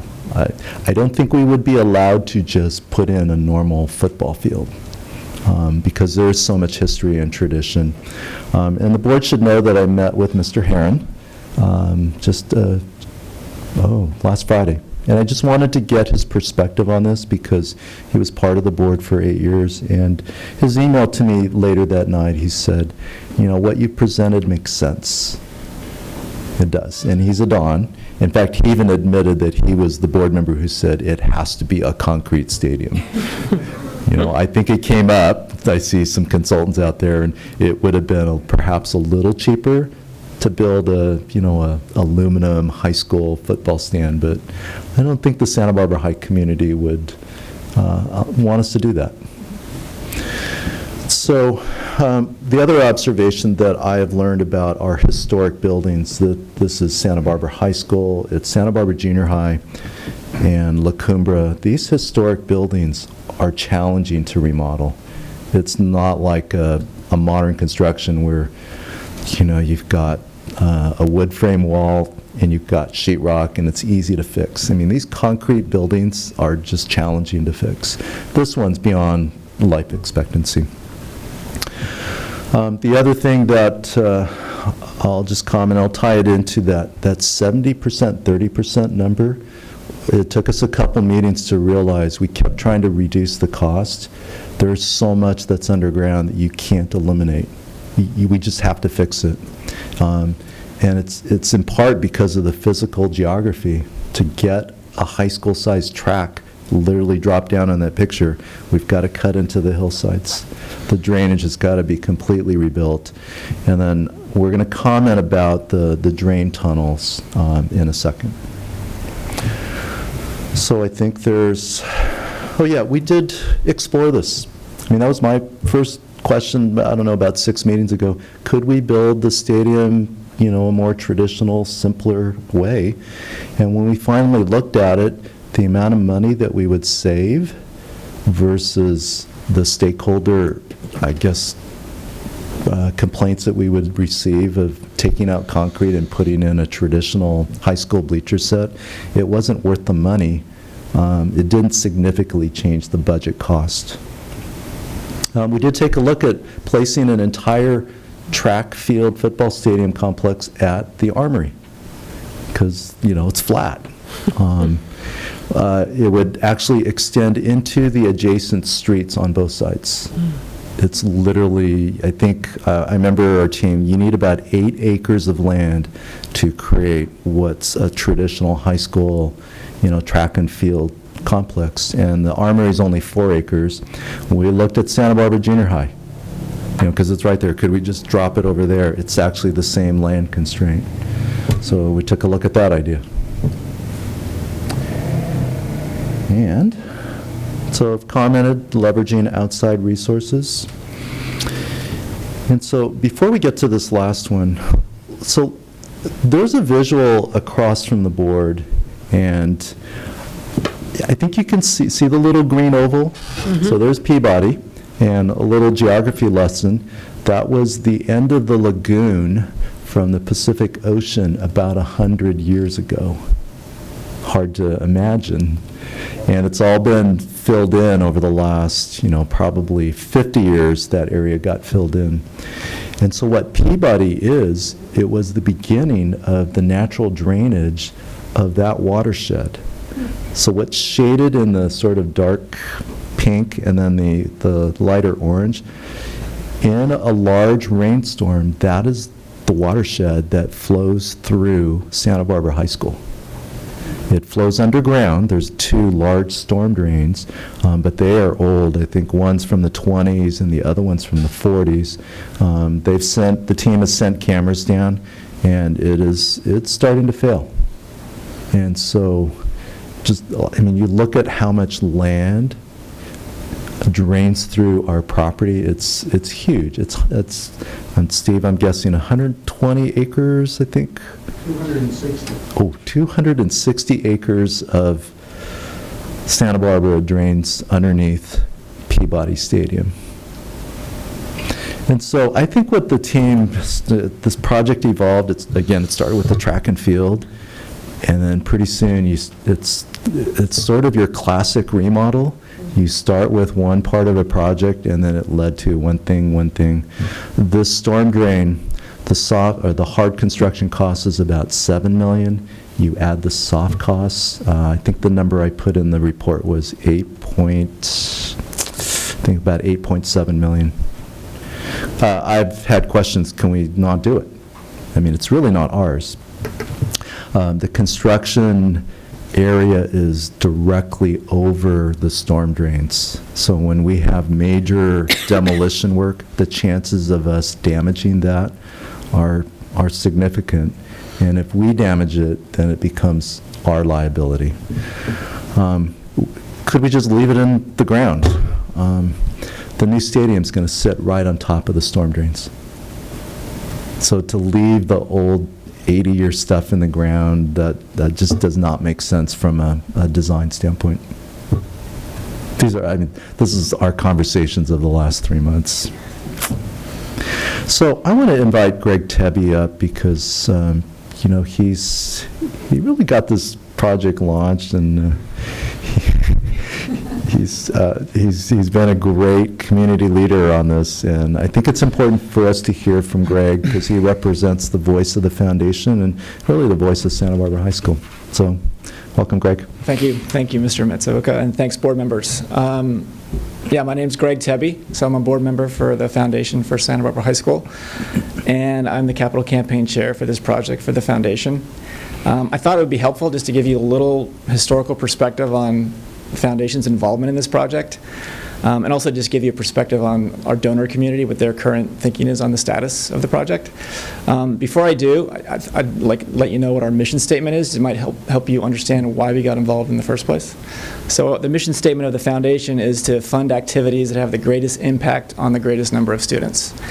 So as Mr. Matsuoka said, it was actually not 3 years ago, 6 years ago, in 2011, that's when I started getting involved. And it began with the track. Looking at projects around the campus that we could potentially have a great impact on the students. The track was the clear winner. It's a 90-year-old track. It's asphalt. It's probably one of the only asphalt tracks in the state, if not the country. It's got massive cracks all over it, so it's unusable. So PE classes can't use it. Athletic teams can't use it. Community can't use it.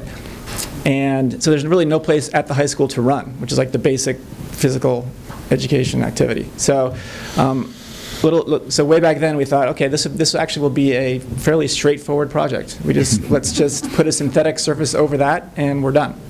Be a great first capital campaign for us. Little did we know.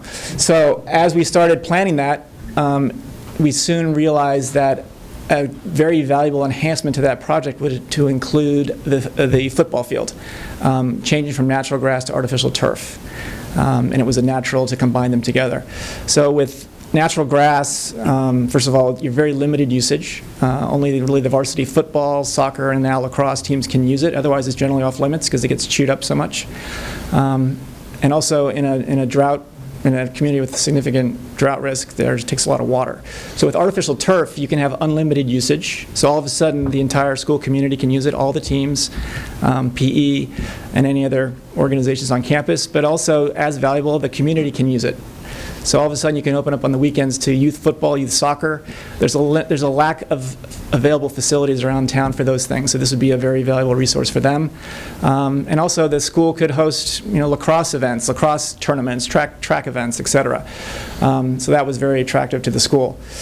So, and by the way, saving water, we would save 1 million gallons a year of water if you go to artificial turf. So that was all very compelling. Okay, let's make it a little more complex. Let's do a track and field. Still very doable. As we were planning that and having ongoing discussions with the school district facilities people, we realized this stadium was going to have to be addressed just to bring it to 21st century safety standards. That is the main incentive. We did not want to do the track and field, which we could have completed 3 years ago if that's all we did. And then 5 years down the road, the stadium had to be renovated. You could damage significantly the work that you did. So as much as it made this much more complex, it just made much more sense to plan this as one big project with this in coordination with the school district. So stadium as well as track and field.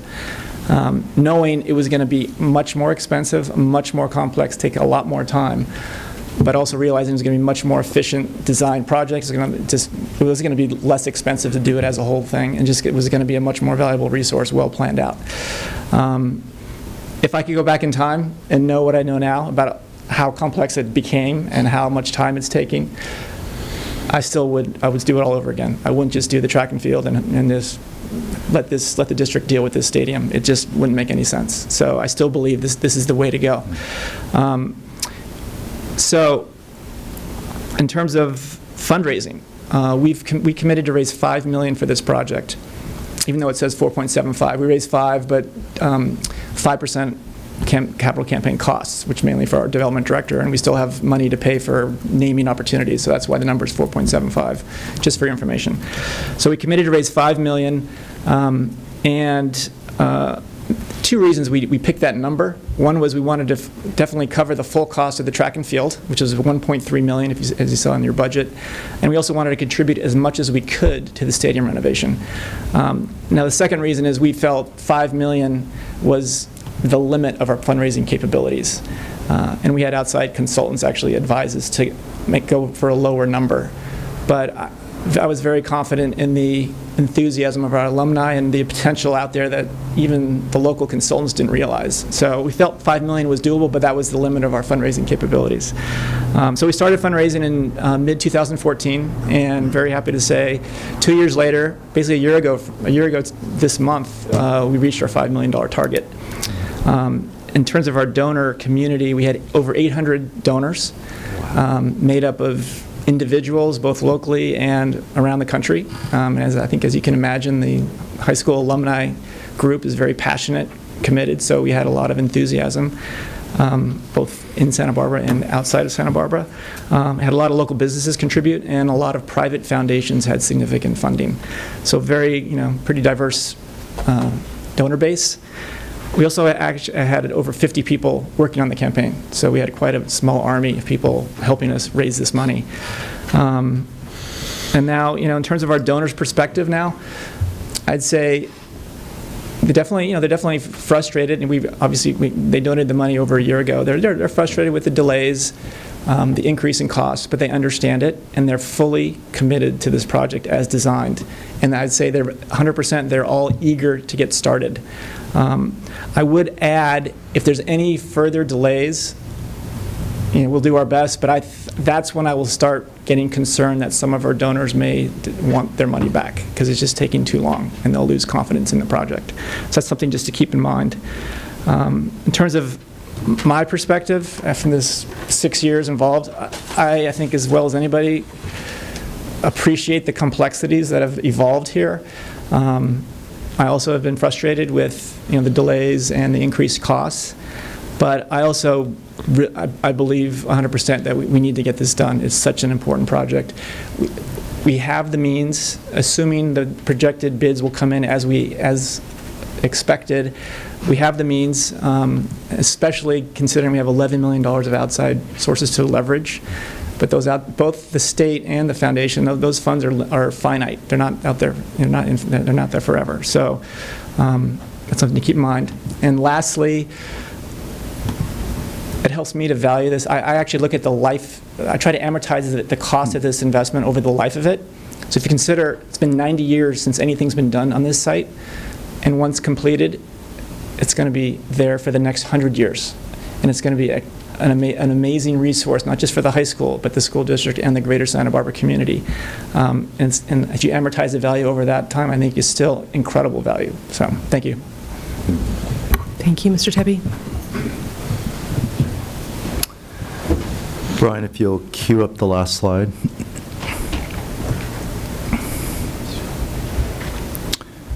So I've already said this, we're trying to help you be ready for when that bid comes in, that you're ready to decide.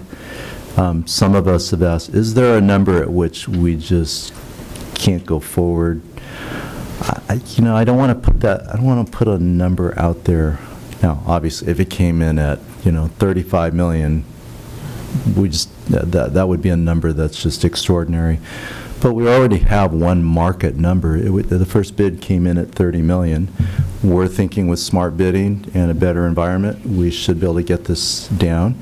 We've got 2 estimates that give us an average, so, you know, if we come in at 27 to 28 million, we have the budget to do it. So I would invite your questions, your comments, your wonderings. Little did you know, Mr. Tebby, that you should be asking for storm drain naming opportunities, right? Still on the table, right? Can I just ask who, so it is the city of Santa Barbara that put in those storm drains originally? Do they belong to the city? I'm going to turn to Mr. Flowers. So who put in there's 2 drains. Who actually built the 2? There's 2 drains. You need to come to a mic for us, please. Come on up to the mic. And if you speak for a while, you'll get on TV. Thank you, Carrie. Members of the board, I'm Steve Flowers with Flowers & Associates. We're the civil engineering firm that designed the site improvements for this project, including the storm drainage. And our research shows that the original storm drain that was put in with construction of the stadium is a 36-inch pipe, and that was actually part of the stadium contract. Then there was a second storm drain added in parallel with that one sometime before 1940.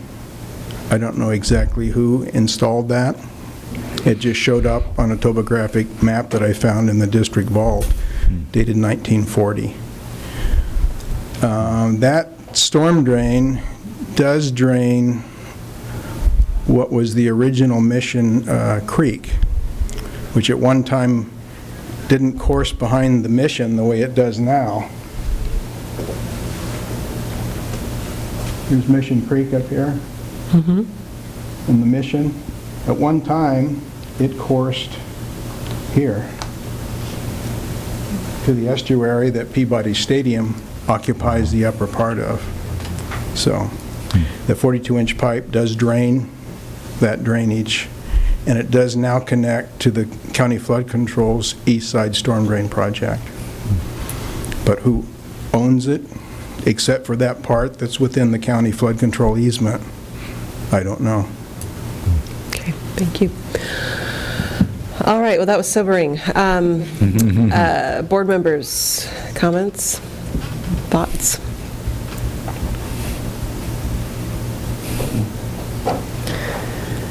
Total depression.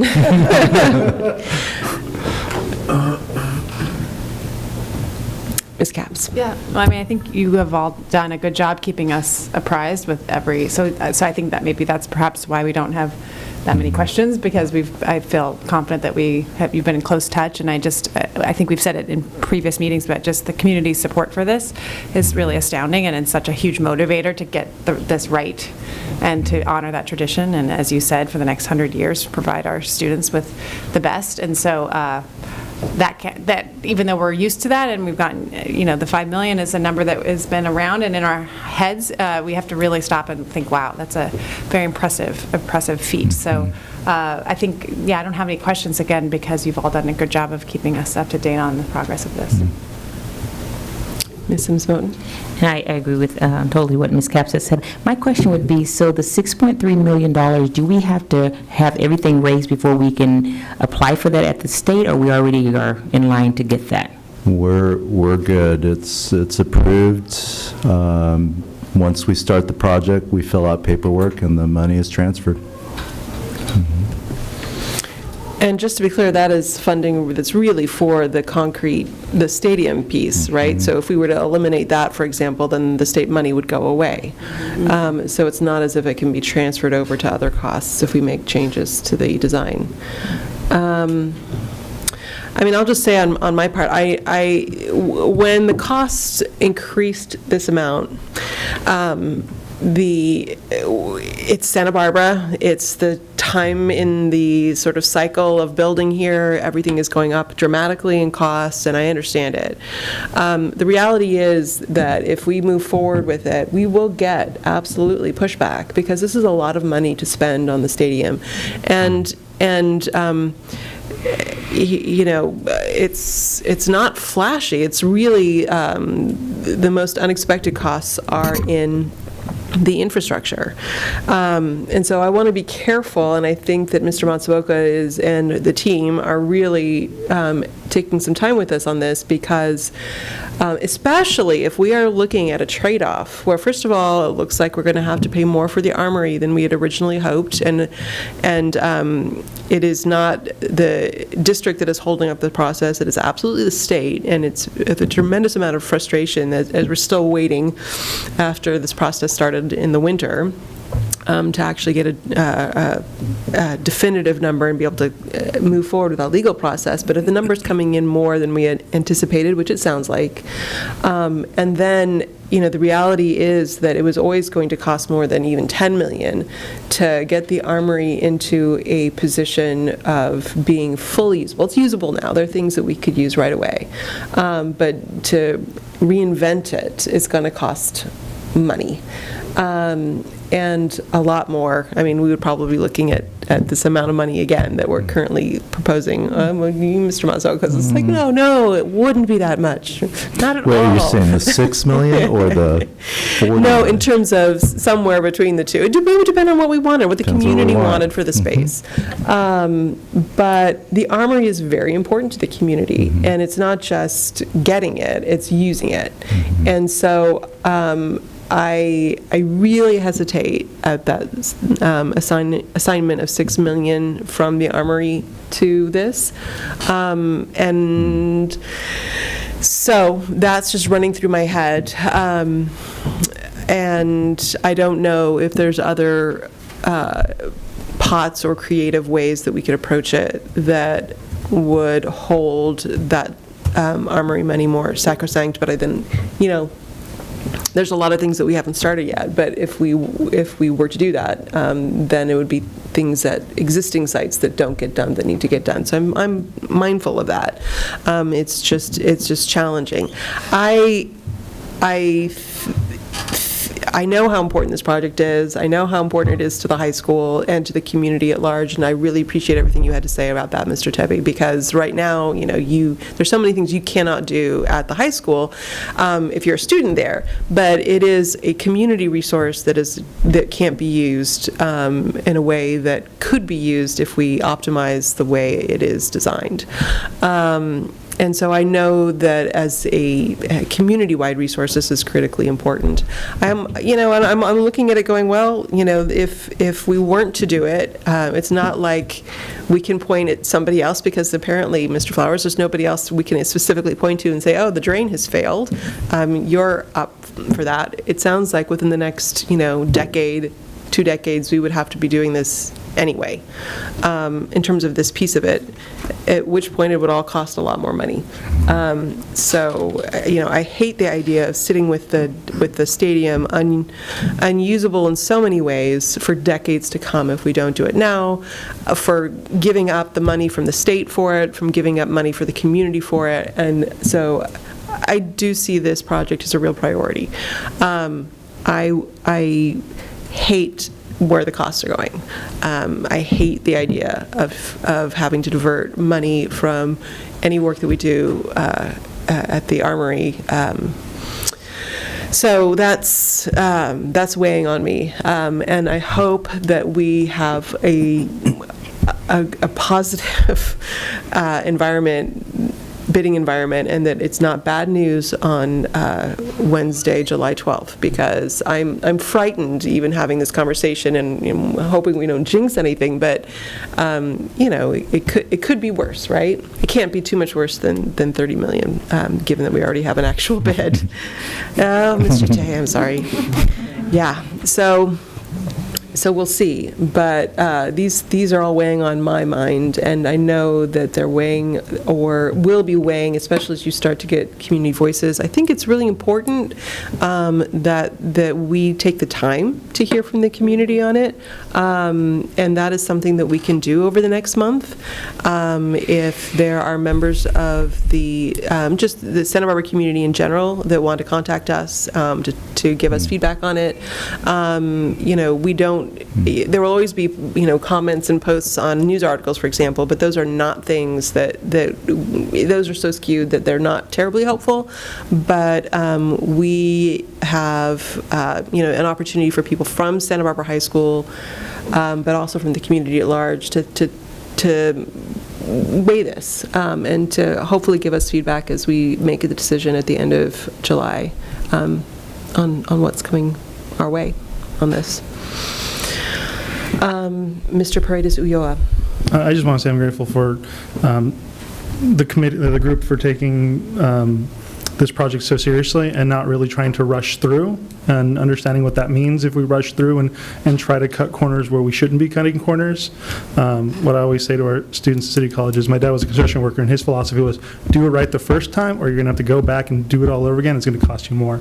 So again, thank you for exploring all the different options, possibilities. It is important, but again, as we were already told, our funders want to see it done.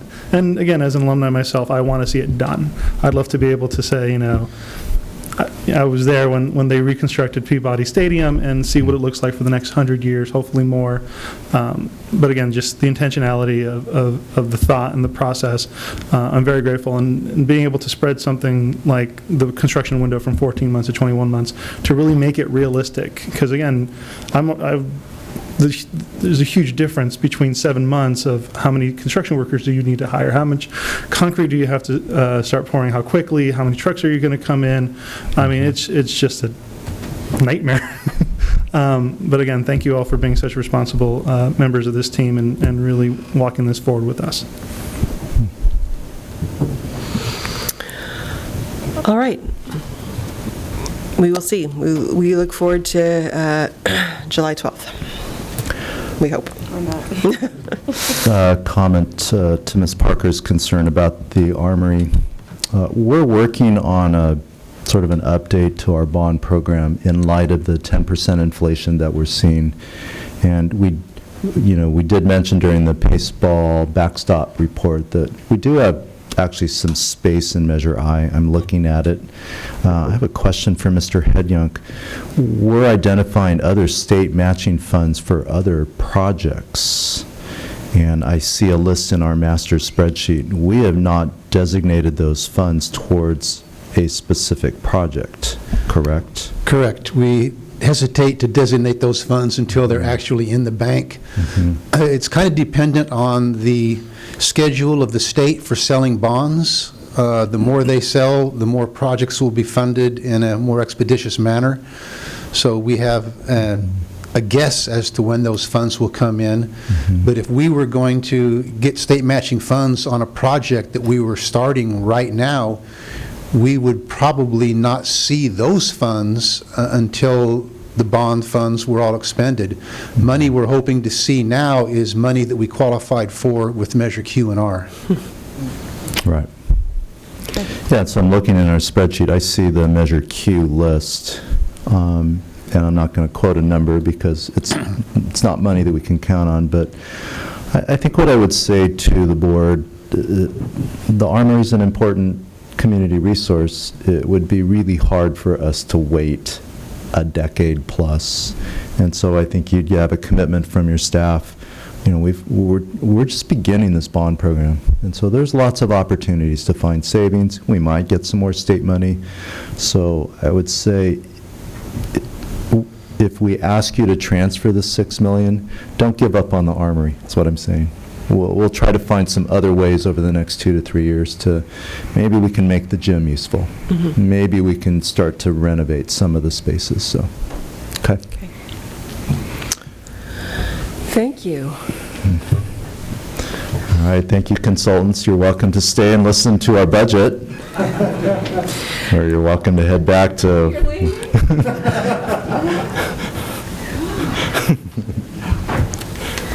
All right, so continuing on with the report discussion agenda item, I want to note that it's 8:45, and there are a lot of items that are short on the action agenda, but are but may run long. One question I have is item F5, the attendance report, Dr. Wagenick. Is that time critical, or could that come back if needed be? Bring that back from July. Okay, let's plan on doing that. So I'm going to go ahead and remove F5, and that's the attendance report for 2016-2017, and we will look at that at our July meeting with board permission. And let's instead move to item F3. This is discussion of Board Policy 5030, Student Wellness. Dr. Wagenick.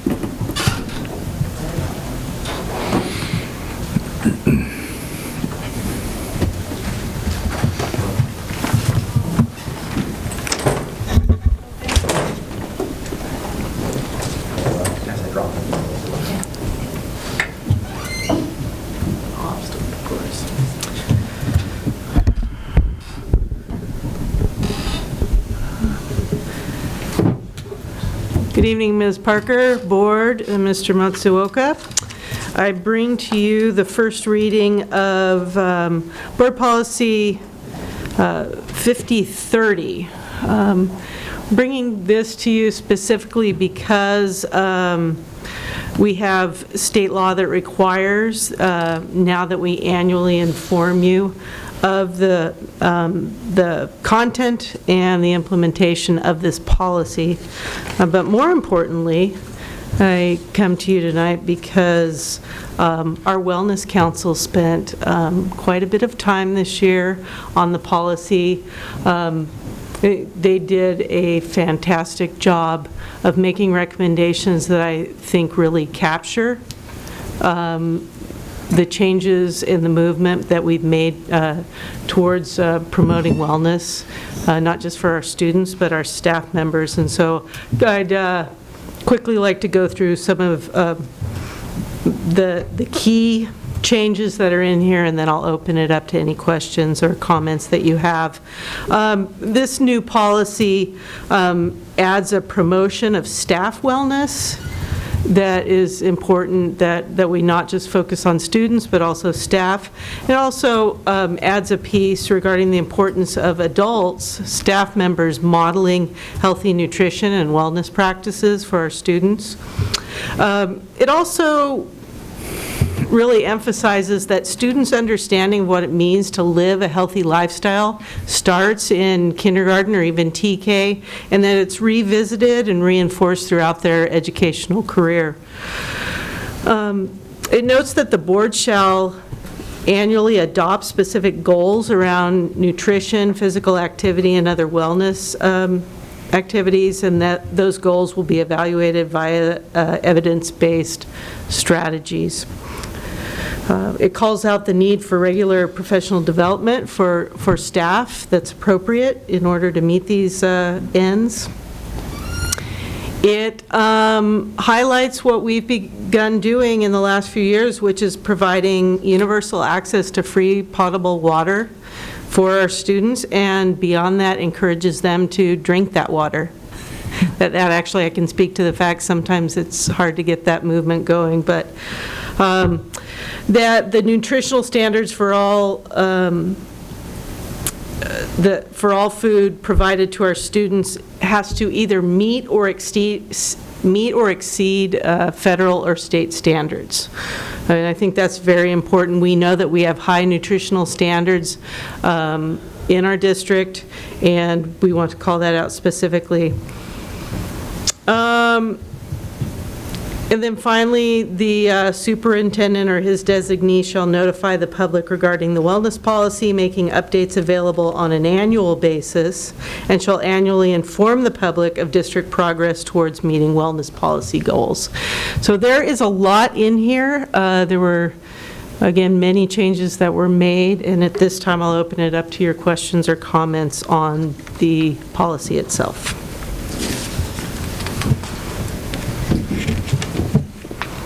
Board members? Ms. Capps? Yes, I had a question on page 3, the language that's been stricken. Is that replaced somewhere else?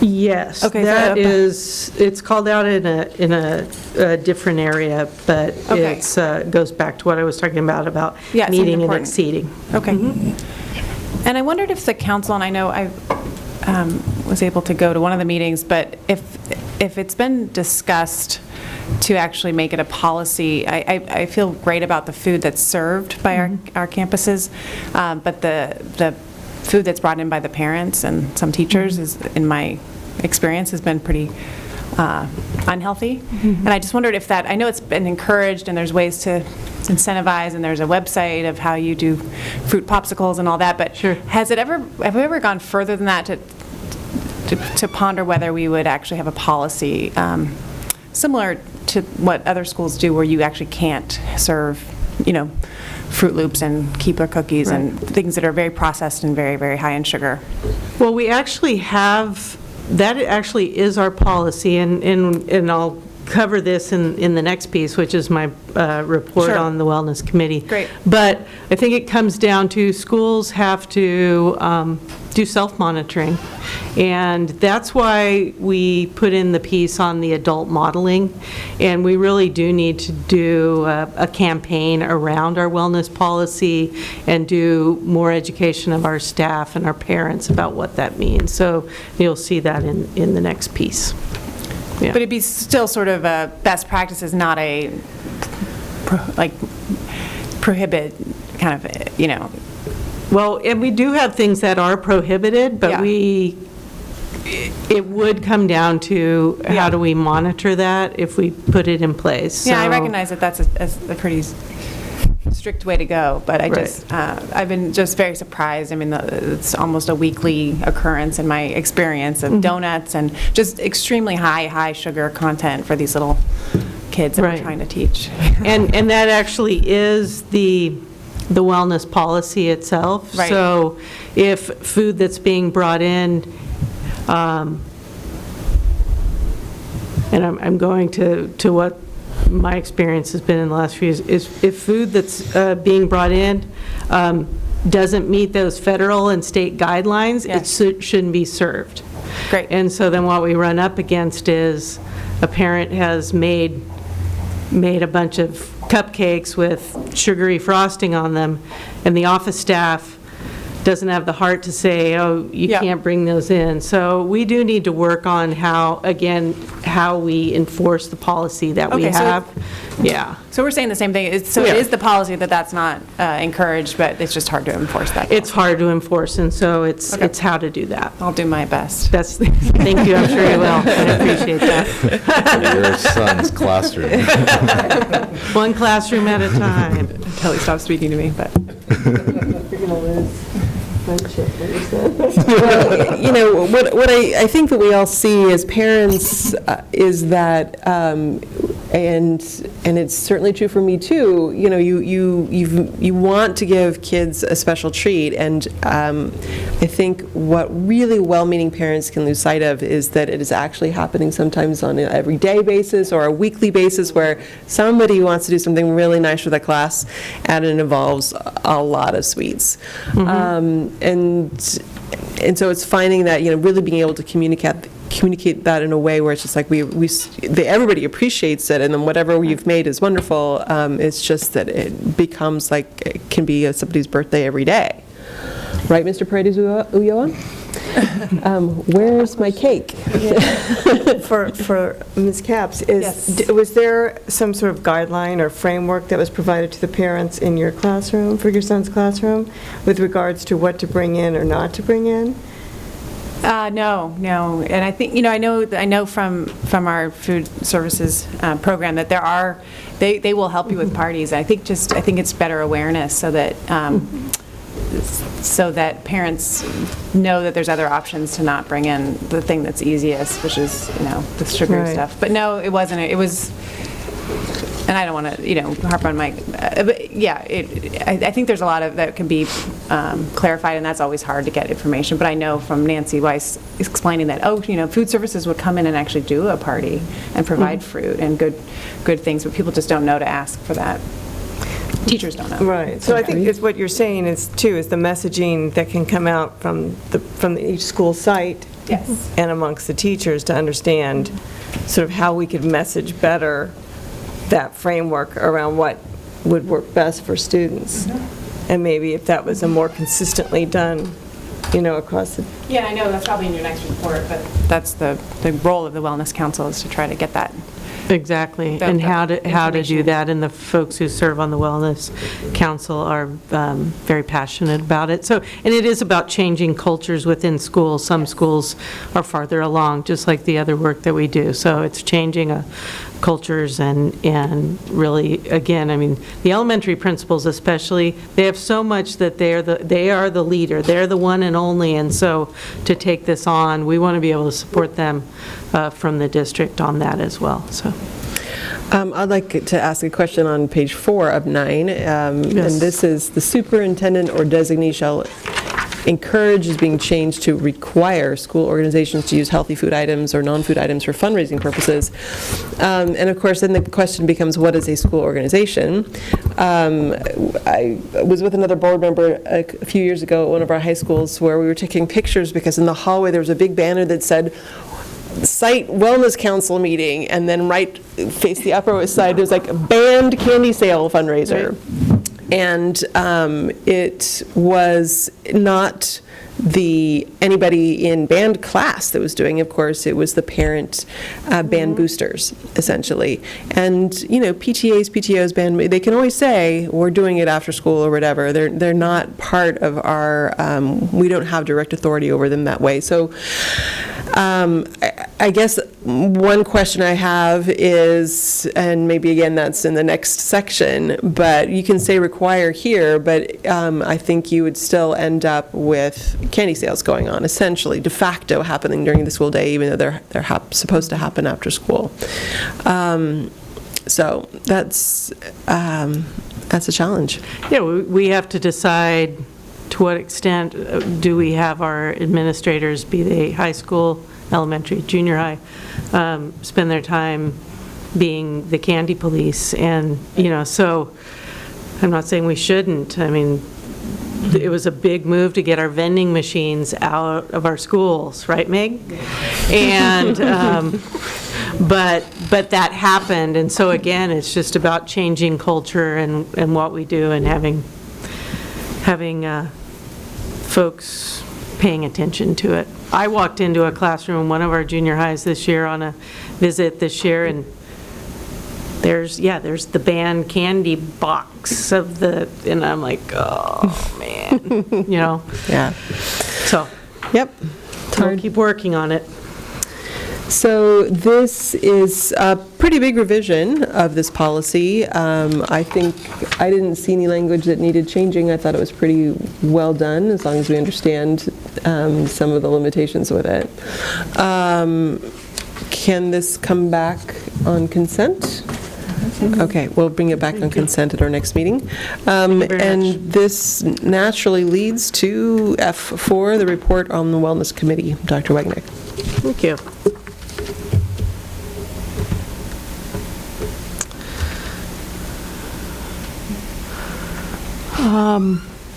So I bring to you the annual report of the Wellness Committee, also known as the Wellness Council.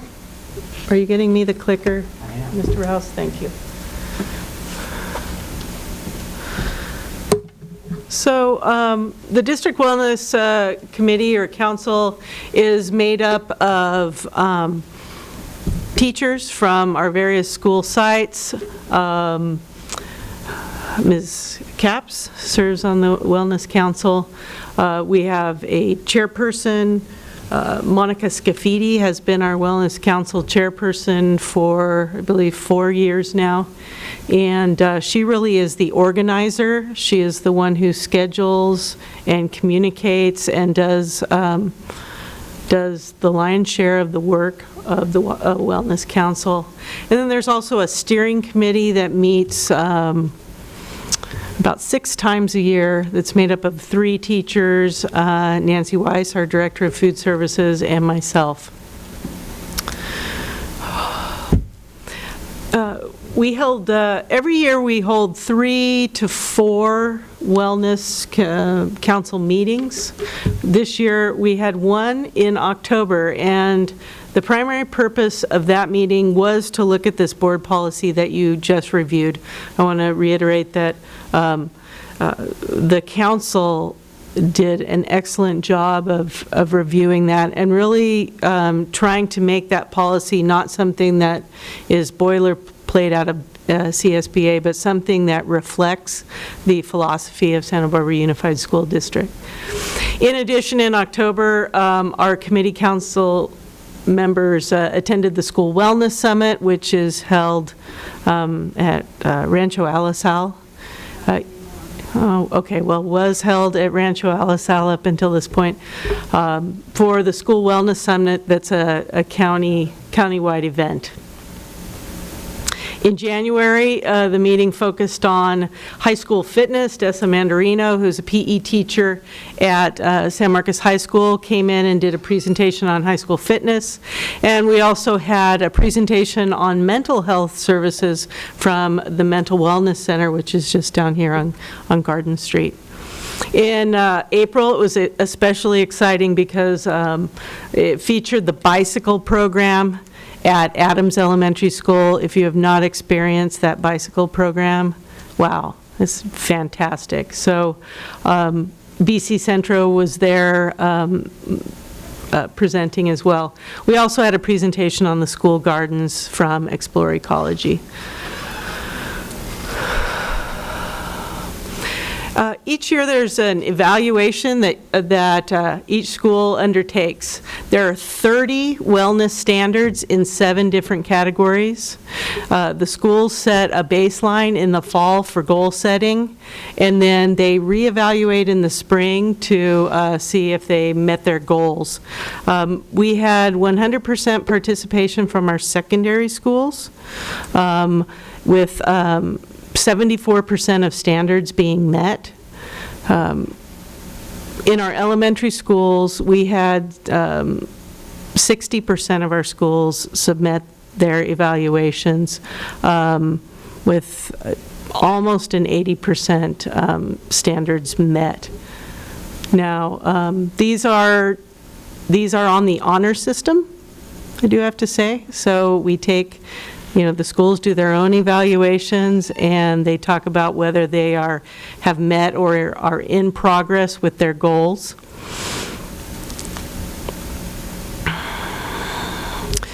Based on the outcome of these evaluations, which we're still analyzing the evaluations, Ms. Scafidi is on the East Coast, so we haven't been able to entirely evaluate them. These are the 3 goals that we'd really like to work on next year.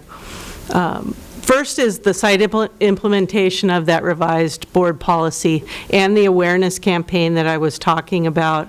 I am recognizing that we need to have more of a district support of the wellness policy to the schools. So I think the awareness campaign, but also assisting them with their evaluation and doing some monitoring would be helpful. Enhanced participation by the committee membership. So we have about 15 tried and true members, including members of the community. I would like to see us have 100% participation from our schools, and then also reach out to additional members of the community who can serve on the council. And again, as I just mentioned, really working to support the sites with their evaluation process, getting down in there and do walkthroughs of the schools and see what they're doing, and have them not only the way the evaluation works is it's a checklist, but really providing a little portfolio of examples of their work.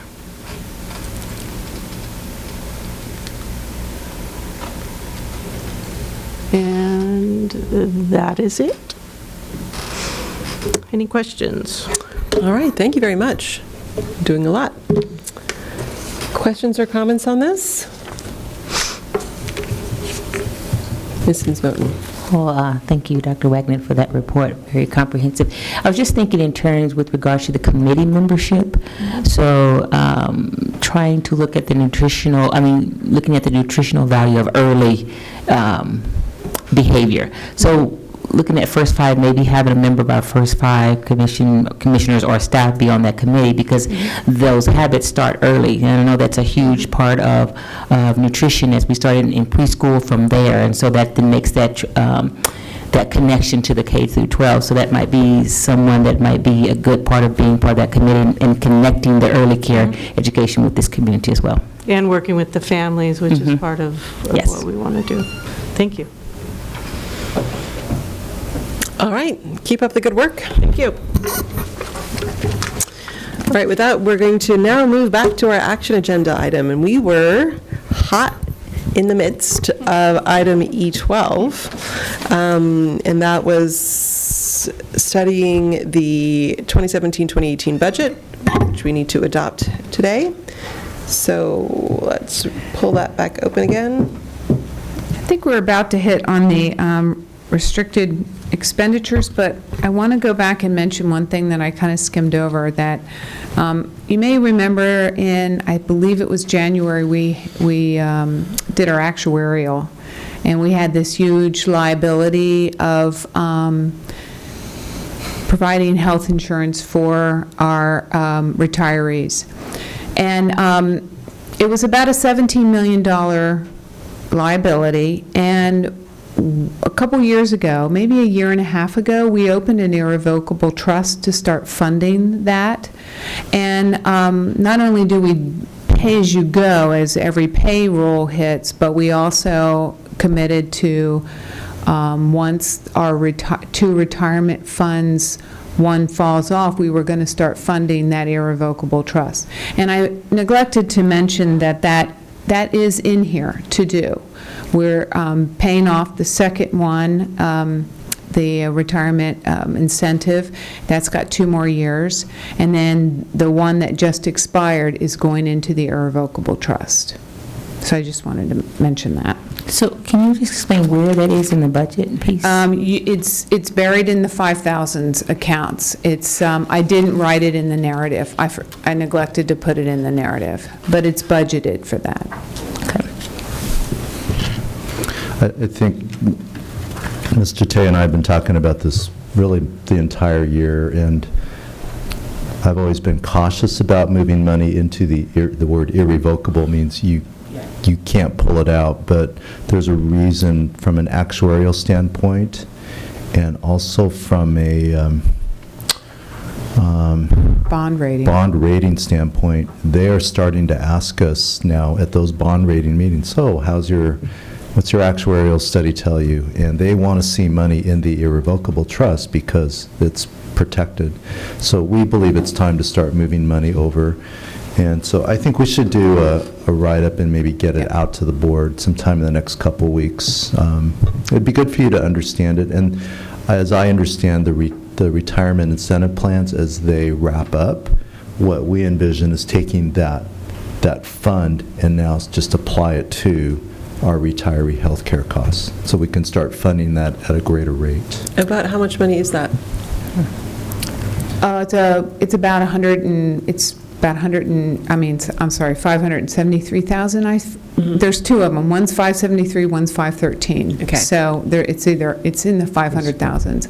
But I want to just clarify one thing that Mr. Matsuko mentioned, that if we had to, we could take that money out of the irrevocable trust and pay for our OPEB that is currently being taken out on the employer's side. If things got horrific, we could use that money to help support that cost on every paycheck.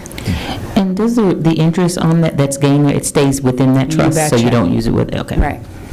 Another question on that one.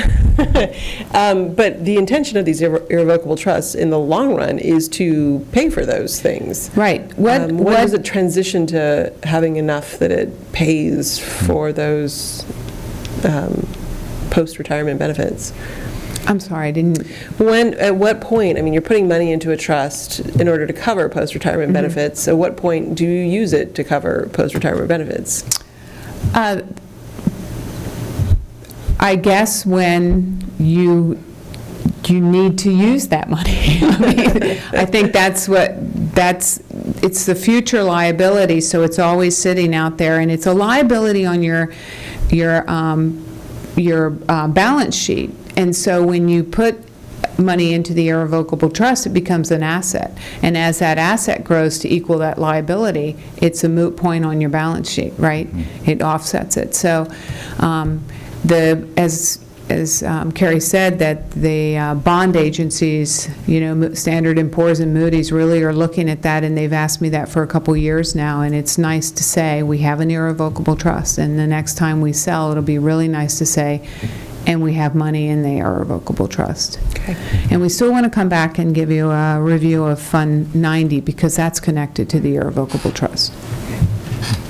Okay, so I know it's late, and I don't want to rush too much, but I know you're anxious. So, as you know, the typical restricted ending fund balance, or the restricted expenditures, the money we get in, we should spend on the kids that are in the classrooms today. So that's what we do. And a lot of the increases for this year on the restricted side for the salaries and benefits is pretty much the same as some extra staff was hired, speech pathologists, one psych.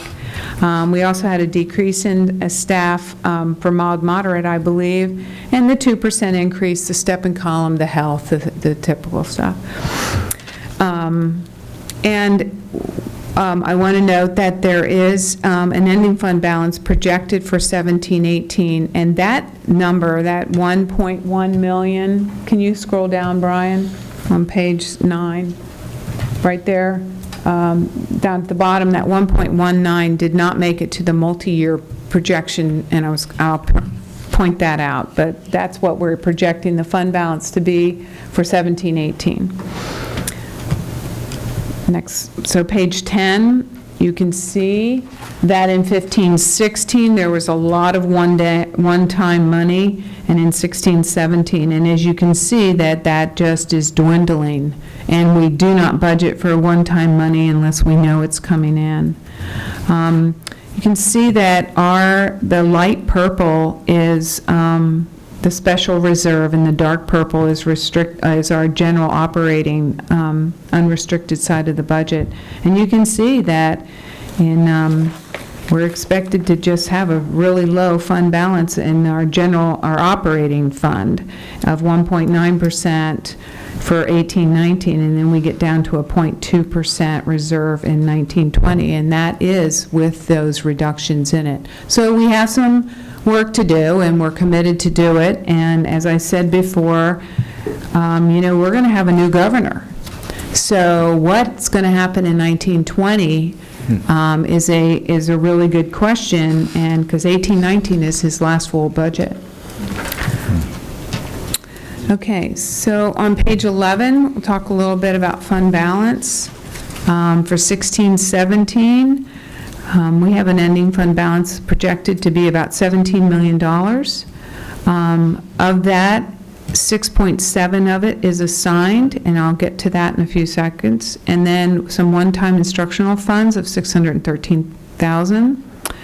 Then which is the total between those two is 7.3. Unassigned under reserve for economic certainties is our 3%, and that's 4.8. And we have about 5.2 worth of fund balance that's non-designated. Then our $6 million for special reserve, Fund 17. And the same follows on 17 and 18. We start with the ending fund balance for 16-17, which is the $17 million. But you can see in our operating budget, we are deficit spending $10.8 million. Of that, 3.4 is one-time funds. We end up with 3.3 in assigned balances, and some more money for instructional support of $914,000. That leaves only with that, if we take out the assignment, That leaves us a reserve level for 17-18 of 2.3, which we should be at about 4.8. Fortunately, we have a heavy fund reserve in 17. So those on page 12 are just the definitions of committed, assigned, and undesignated for your, or unassigned numbers, or explanation of those. So I'm sorry. Yeah. So when you talk about the deficit spending, is that a result because we're spending money like one time, it's just the spending of the money that should be spent, or we're spending money we don't have? We're spending more than our revenue is coming in, and we're spending down our one-time funds that we've had for a while, and now we're spending them down. So we have to be cautious as we move forward in these next 2 years. So, for instance, in 17-18, so we're deficit spending 10 million, but in that 10 million, does that include some one-time? Yes, money? 3.4. Okay, so we're really deficit spending of money we don't have is like more like 7 million? Because it's one-time money we're spending, so we're not spending deficit, right? Okay. Yeah, so we're that's not- deficit spending about 7 million. Yes, okay, so not the whole 10, because part of that is the one-time monies that we actually have. The 3.4, Okay. correct. So on these pages, on 13 and 14, it shows our plan to spend the rest of the one-time funds. So you can see that the balance, the 3.4 that we were just talking about, is allocated out right here for 17-18 to be spent. And you'll see that $932,000 is being spent on the professional development days. And then we list all of the other items that are being funded out of that on the mandated funds. This is page 13. Then we have some lottery, and the remaining mandated money is the 3.3. And then you'll see that flow into the second sheet below that.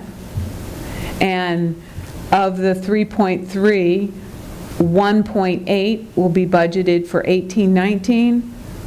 Leftover for 19-20 is the 1.4.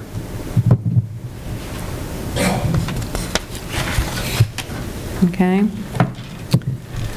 So now on page 14, I just wanted to talk a little bit about enrollment, and I realize that, you know, we talk about enrollment to ADA a lot, and I didn't even know if you understood that our enrollment is the first Wednesday of October. How many kids are registered in our school district at that specific day, and that's it. That's what it is. And then our ADA is how many kids have come to school from the first day of school to P2, and that's like mid-April, it depends on the calendar. And that's where we're funded on. And the difference between those is about, we have about a 94.7% ADA to enrollment. And so we should be up closer to 95, maybe 95 and a half, and I think Fran's going to talk about that next board meeting. But we have brought down, we have seen a drop in our chronic absences and our truancy. And so it's really important that we keep our kids in school for educational purposes, obviously.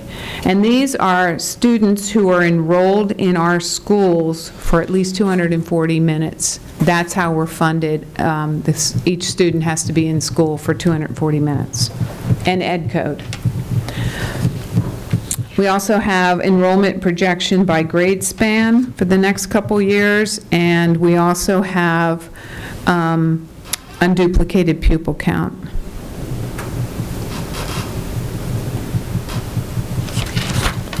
Okay, so we get to the multi-year projections. This spreadsheet you have seen before, and I want to take a look at 17-18, and you've seen most of the items that I've been talking about. This is combined restricted and unrestricted. We're going to start out with $19 million ending fund balance because we made some adjustments to 16-17 since the last time you saw this. So we start with $19.3 million ending fund balance. We increase, or we add our LCFF funding, federal, state, and local, and that gets us to $149 million worth of revenue. Salaries and benefits, $132 million. Books and supplies, 7. Services and operating, we've decreased that by $4 million. And then in other expenditures, 1.2. That leaves us with a $161 million budget. We're deficit spending 11.5, but of that is our one-time and our titles and all our restricted side of the budget. So that's why this number differs from the one we were just talking about, because we're talking about combined restricted and unrestricted. The 10.6 million was just the unrestricted. So, can you just for clarification? Sure. Because you're always having to say it. So is there something that could show that deficit spending, what it actually is, and or to tease out that some of that deficit spending has to do with one-time funding? Because it looks like we're spending $11 million, but in fact, it's including one-time funding that's being spent. So is there a way to break that out even in this sheet or put an asterisk to that degree? Because if you look at it, this is different. So. Sure, I can do that. I mentioned that on page 6, but so you want that in this spreadsheet? Yeah, because sometimes we're looking at this sheet in apart from your explanations. So if that's an expectation, that would be great. Okay.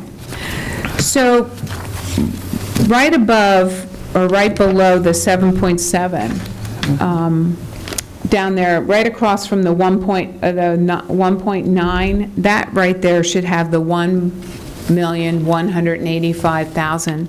I missed that. That's the restricted, and then that will lower some of the percentages here. But I made this change, and I hope this. Can you scroll down up, Ryan?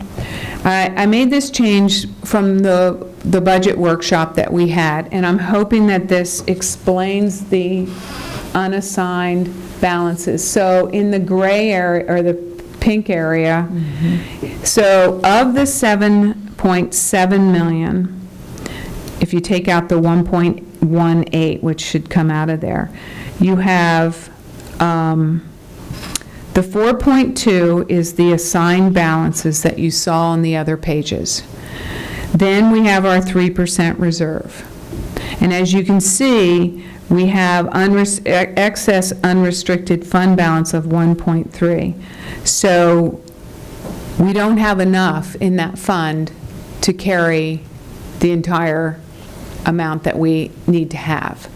So does that explain that a little better than before? Because it used to be just one number, I believe, and it didn't show that it tied, is what? Right, yeah, I definitely can see it there and what actually makes it up. So, okay, good. So I appreciate that. Thank you. Next time it'll be correct with the right number.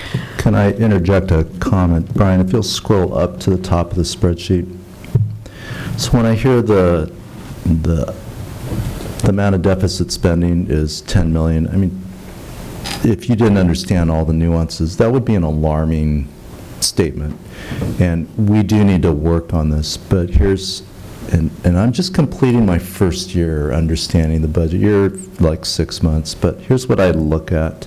Look at the beginning fund balance going in the past. All right, so it was 11 million, which was a long time ago, 15 million.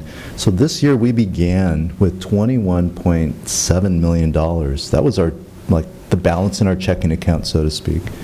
And next year, that's a real number. It's going to be 19.3. I mean, Meg's really close with the projections. And then look how it drops off significantly. So here's what I'm going to be watching for as we get into first interim, second interim.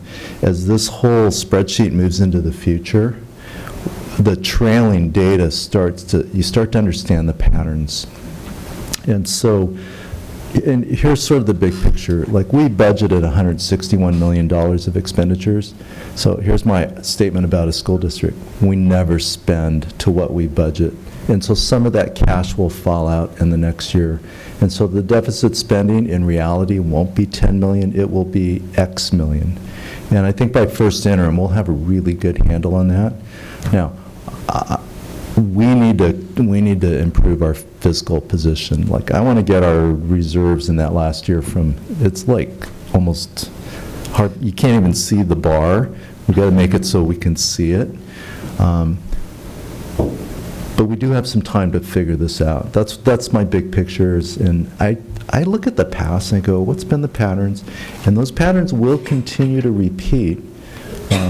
Eventually, if the state stops all these one-time funding mechanisms, then we better really clean our act up.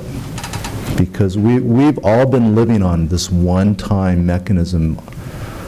This goes all the way back to before Jerry Brown.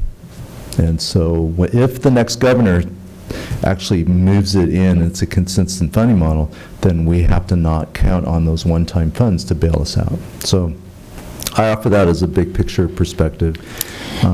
And I appreciate that, and also working with the first 5 budgets, we budget for X and we never, hardly ever meet that budget. But I was just concerned that oftentimes, because in the beginning fund balance is sometimes restricted whether you can use it or not if it's available, so that's where I was asking for the clarity on it in terms of that. And another big difference in here is in 16-17, we had 157 million. And we went down to 147 or 149 million. That's a big difference. We lost, there was a lot of income that left us, and we absorbed all the people in parcel like you promised we would. And so that is, I don't want to say that's a double negative, but it hits us on both sides, right? The money's gone and we have the expense. So we have work to do, but we'll do it. Okay, so moving on. Sorry. I just have a question, in just looking at from 2 weeks ago, June 13th, we're in a better situation now than we were 2 weeks ago. So I'm wondering why that is. If you can tell me, what have we done in 2 weeks that have bettered our situation in terms of our reserves? Okay, so on the next page, on page 17, when we talked on the Tuesday, the last board meeting, June 13th, I believe it was, Cabinet had sat down and made a lot of changes and made commitments to reducing certain places. That following Friday, we did it again. And this is the end result of that. But not only that, we went back for 16-17 and beat our 16-17 budget down also and tried to get it as slim as we could to how we're going to end the year. So that increased our ending fund balance by $2 million almost, if I remember right. It was like 17 before and now it's 19. And some of that is on the restricted side of the budget, but we did increase our unrestricted side of the budget. So what you see on page 17 is the decisions that were made in Cabinet. And this is revenue, so I apologize for that. There are very little bit of changes to the revenue because of the, we already knew all the information for revenue. But on page 18 is where the expenditures are. So, there are 4 areas that we reduced in staffing, and one is due, district-wide, K-12, is due to enrollment, and that's about 6 FTEs, and this is for 18-19, and we always talked about this as an 18-month plan. Staffing reductions due to master schedule, staffing reductions due to caseload, and staffing reduction due to class size. And that equals about 16 FTEs. And we also, in 18-19, will remove the 3 professional development days. We go back to 185 days instead of 188. And that's a $2.6 million change in expenses. We also went down and removed the prior year mandated expenses, the 3.4 that we planned to spend in 17-18, but we also put back in the 1.8 that we planned to spend for 18-19, and we are reducing our services by about $700,000. So there is 4.8 million right there. Then you go into 19-20, and you'll see that there, in 18-19 and 19-20, you'll say, well, gosh, it's, we usually use about $96,000 per teacher, but you have to increase that each year because there's step and column, there's the cost of PERS and STIRS, there's a health, so it goes up from 96 to 97, and then about almost 98 the next year. So, I'm sorry to interrupt Go you. ahead. So are those staff positions, are they filled or are they vacancies? They're filled? Mhm. They need to, okay, they're not vacant, okay. we may, if a history teacher retires and we don't need a history teacher, we won't fill the position. Okay, and same with 19-20, we have a reduction of 13, and mostly due to enrollment. And then a lot of other reductions of spending from the prior year one-time money, and then adding the current year, and then also reducing supplies and services by about $2 million. So there's about $1.3 million in additional. So on page 19 is the graph that we really should keep an eye on. It's not a very happy graph, but in 13-14, our PERS and STIRS costs were $7.5 million. In 17-18, they're projected to be $14.5 million. That's a 93% increase since 13-14. And we've projected this all the way out, if everything remains the same, that we will be going from 7.5 in 13-14 to 22.8 in 24-25. Something's got to give up at the state of California, because I don't know of any district that could sustain that increase. So let's hope with a new governor, maybe something will happen with that. Is there any relation to this to the irrevocable trust you were talking about earlier? No. They're separate, okay. Separate things. Good question. And then this are just our little chart of saying how PERS and STIRS outpaces the COLAs. The next is all the other funds. I won't put you through that. And I want to give a shout out to Linda in ETS for, she does all her covers, and she did a really nice cover this time. It's the good thing, that's why we're all here, right? Any further questions, board members? I actually have a question, and then more so that a comment. So first, let me appreciate all the work that goes into it. I really understand it, and I understand and appreciate the complexity and the amount of work it goes into it. I just have one correction on page 16. I think at the top of the multi-year projections, we're seeing July 27th, when maybe it was supposed to be June 27th. Right? Oh. Yeah. Yeah. Sorry, just went there. I'm glad it's that easy. So the other comment is more about process, because I think when we get to this point, we're really digesting a whole lot. We're reviewing it, we're discussing it, and then being asked to adopt it. So I would hope that perhaps, I don't know in the process where it can happen and if it can happen, if we can have this level of discussion prior to getting to the adopting part, because then we can really get into that discussion, because I don't know, when we get back to the certification, have I fully understood the no's, the yes, addresses and have met, because we really haven't had that opportunity to talk about it. So if we could, in the process, not necessarily tonight because we're at this point, could we have, much like we do in second readings or first readings, can we have that first go that we really get into and really understand the budget to a different level? So by the time it gets here, most of the questions, and it really is a report that we're approving in terms of that. I would have to say that it's a strong possibility that I could not get that done. Because, for example, October 31st is the cutoff for first interim. We have about 15 days to get this in SACS, TR technical reviews checked, all the documents, supporting documents that go with it, the narrative, prior to publication a week before the board. So I'm not trying to make up excuses, but I do have an idea. So why not the week before or a board meeting before? We can even go through the criterion standards like you were talking about. You don't know if the certification, but we can go through the criterion standards from the adopted budget the week before and go through all of those, because they don't change that much. There will be a few things that change, but the overall product is still the same.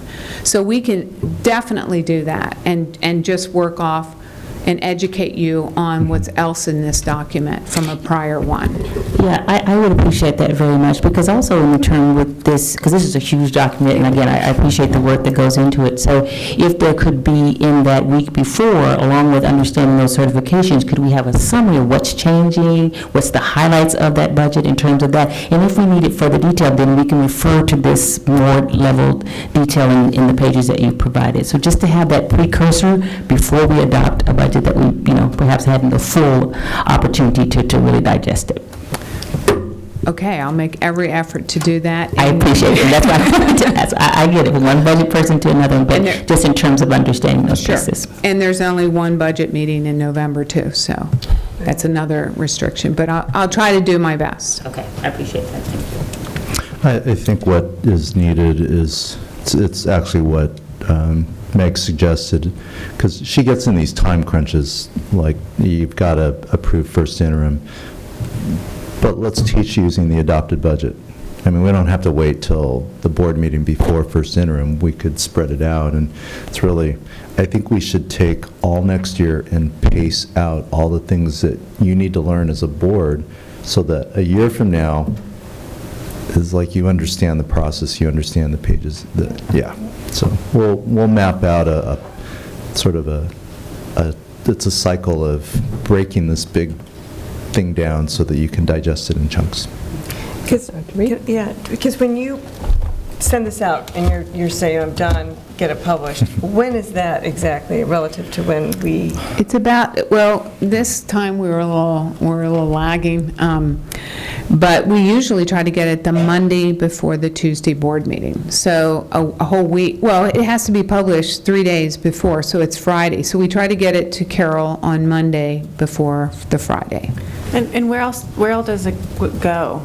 After you approve it, we send our entire Munis file and our SACS file to the county. We give them this with the narrative. We give them our calculator that we use to determine how much money we get. We give them the LCAP, and we give them the backup to the LCAP. So it all goes to the county. The county then reviews it, and you all get a letter saying, we like this about your budget, we don't like this about your budget, and then it goes up to the state of California. So, right.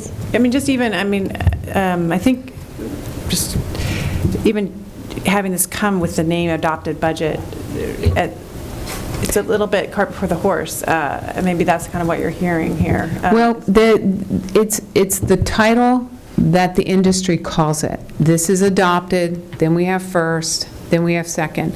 And to be honest with you, this budget is probably not the most accurate one you're going to get all year. First interim will probably be way more accurate than this one, because we have to put it all together before the state does their final budget and the federal does their budget. It is not adopted till we take the vote. That's So correct. It says adopted on it, but it's not done till we vote. Dr. Reed? So I was wondering if we could have this discussion right when you send it off to get, so that we have a week before the actual board meeting that we're seeing the adjustments and all the changes, because the changes, like you said, they're a moving target, and we had changes, pretty dramatic changes from 2 weeks ago, or the 13th. So even to know ahead of time before we're actually seeing it, at the time we're seeing it. I think it's saying that maybe we should have a special meeting, that instead of having, I loved the budget workshop and found it really helpful from 2 weeks ago, when we learned a lot. And then, of course, but those weren't the final numbers. Right. Those came a week later. So maybe it's just scheduling a special meeting after, between the two. Mr. Messo was like, crazy lady. You want to do 3 board meetings in June? Well, That's what I'm hearing. We can work it out. I would not recommend 3 board meetings in June, but what you'll receive from us is, it's really about how long it takes to understand a budget, understand the formats. And I would say it's for us to work together. I mean, we were running fast this spring, and I think our team will do better just because we'll have a second year. And I will think about how do we pace this out so that you're not hitting these deadlines, because you do have to adopt this budget tonight. Okay, you don't have the option of saying, no, we want to come back in July. I mean, statutorily, we have to approve it. But here's my other piece to this is the budget, it's always a changing, moving target. I mean, first interim is almost as important as tonight. And so you get these multiple looks at the budget. This is an important one because it's an adoption of a document that we're accountable to, so.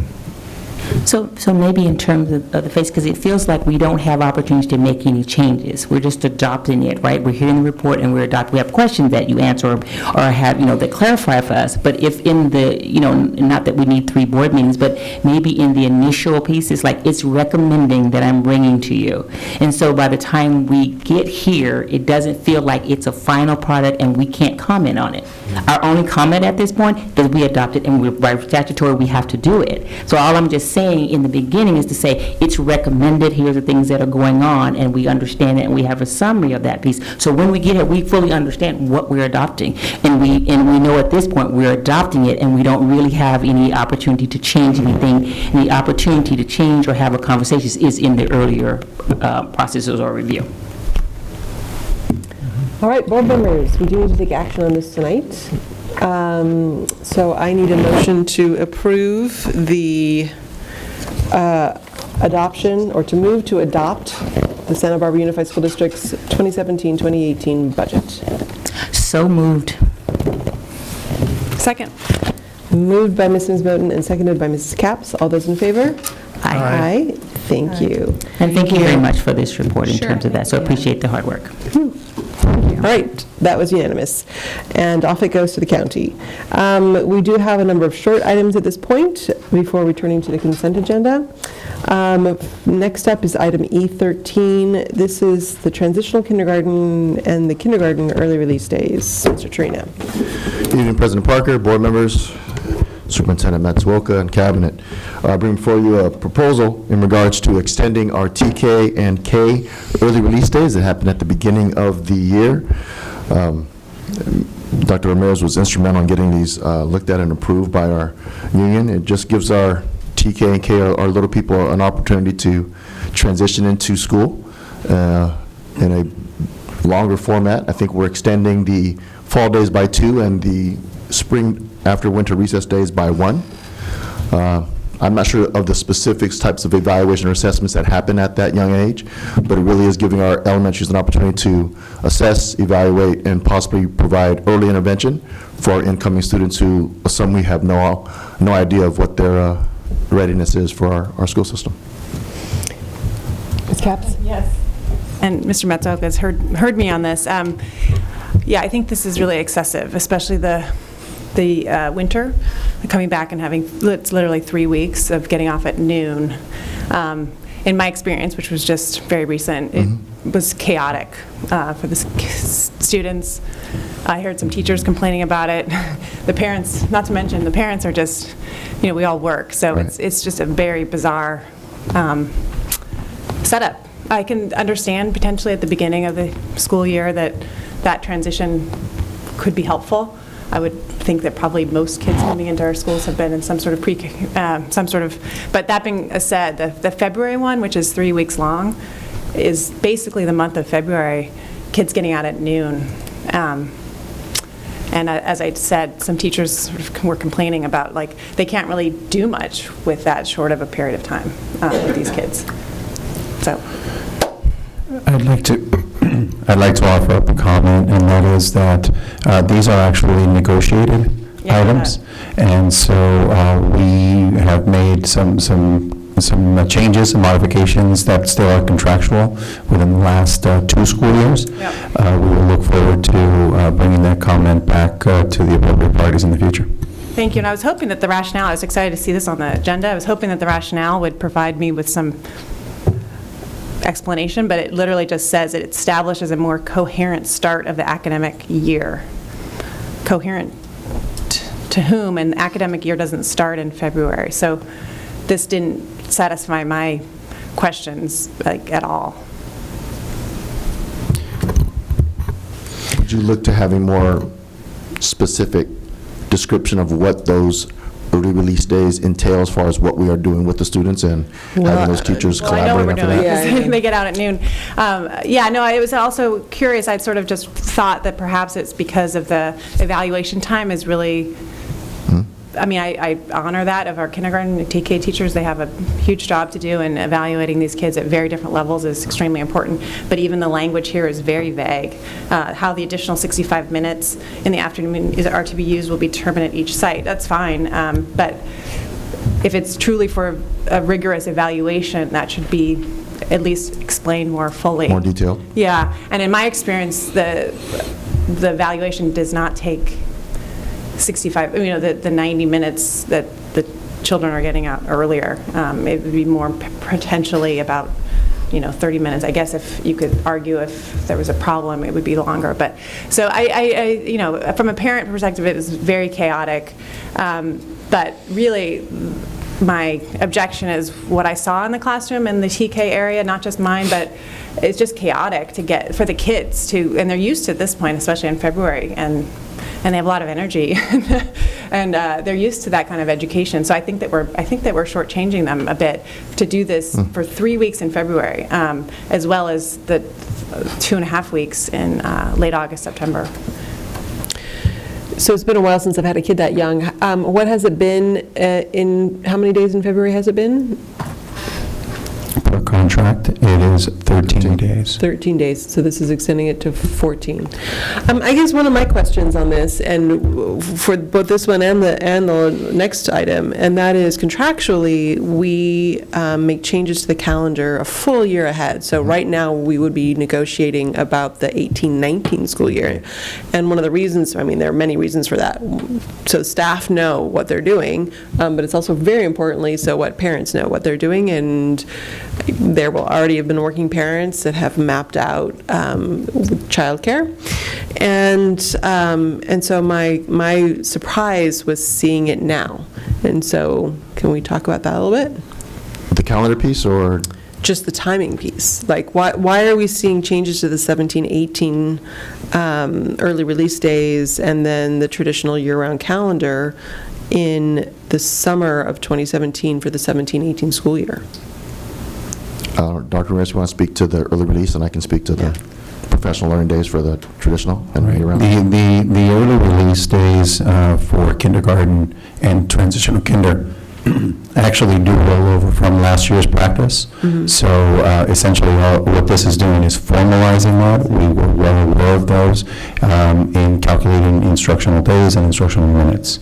So they have been accounted for, and what you see here is actually very consistent with what the practice was, to Ms. Cap's point, in this 16-17 school year. So this essentially is formalizing that process that has taken us, it was an understanding that we had with SBTA, with our bargaining unit, our teachers' bargaining unit. So this is a formalization of that. However, we are now pivoting to ensuring that we're looking and revisiting those more quickly to be able to have more opportunities to discuss potential impact to students, to schools, to transportation. There are a lot of different layers to this, which those of you who are parents or who speak regularly to parents will know. And so that is something that we will turn our attention to, and we've already actually started to turn our attention to for the 18-19 school year. And that's just an explanation on the actual days for TKK. Can I ask also the rationale of the starting January 29th as opposed to coming, right after winter break? That also seemed very end of semester chaotic. That was something that comes from a discussion and negotiation with SBTA and with teachers, actually, with TKK teachers who made that request now 2 years ago.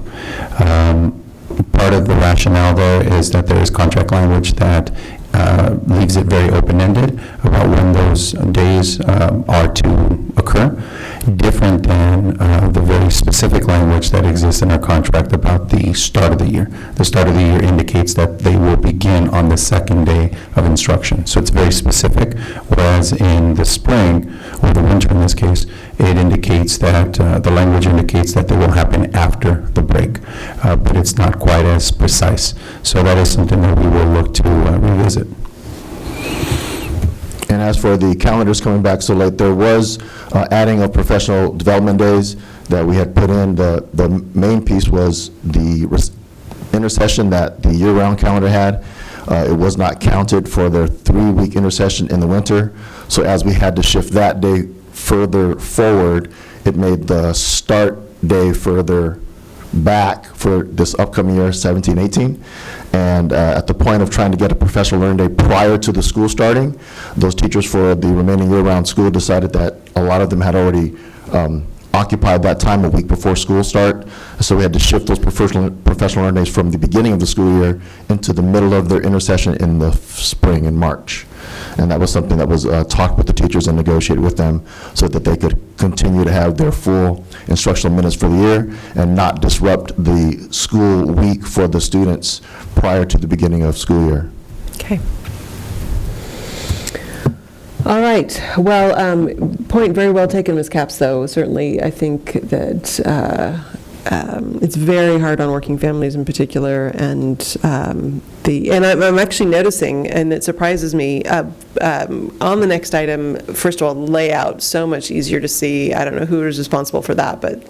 Ms. Capps was responsible for that, for saying that it was not a parent-friendly format, and I think she's been really instructional about keeping us in mind of how our parents see things. But it does not have the TKK early release on it, and so, or the minimum days for those students. And so I feel like, I know that you get a sheet of paper when you're incoming in those grade levels that explains that, but it probably should be memorialized officially as well with some other color.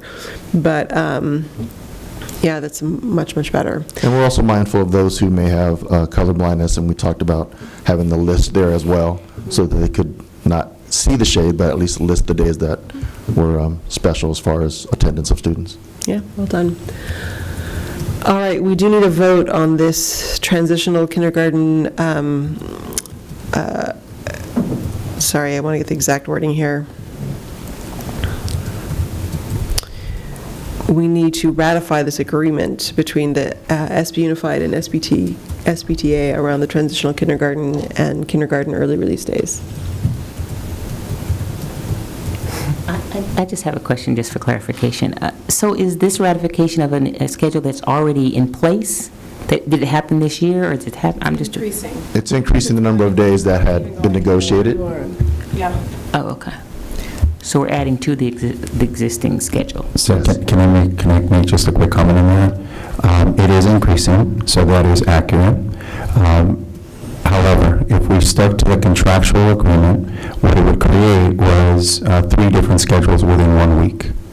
So kids would have one schedule on Monday and Tuesday, another schedule on Wednesday, and a different schedule on Thursday and Friday.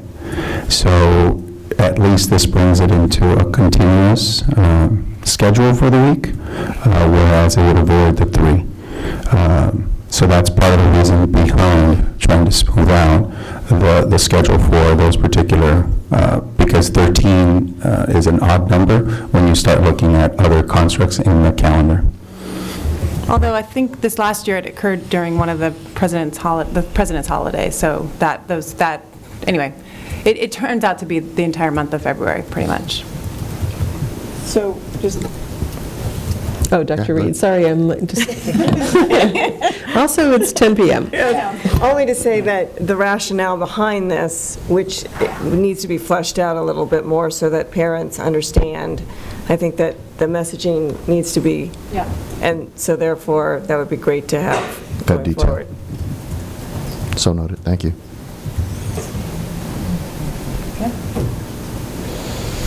Anybody want to make the motion?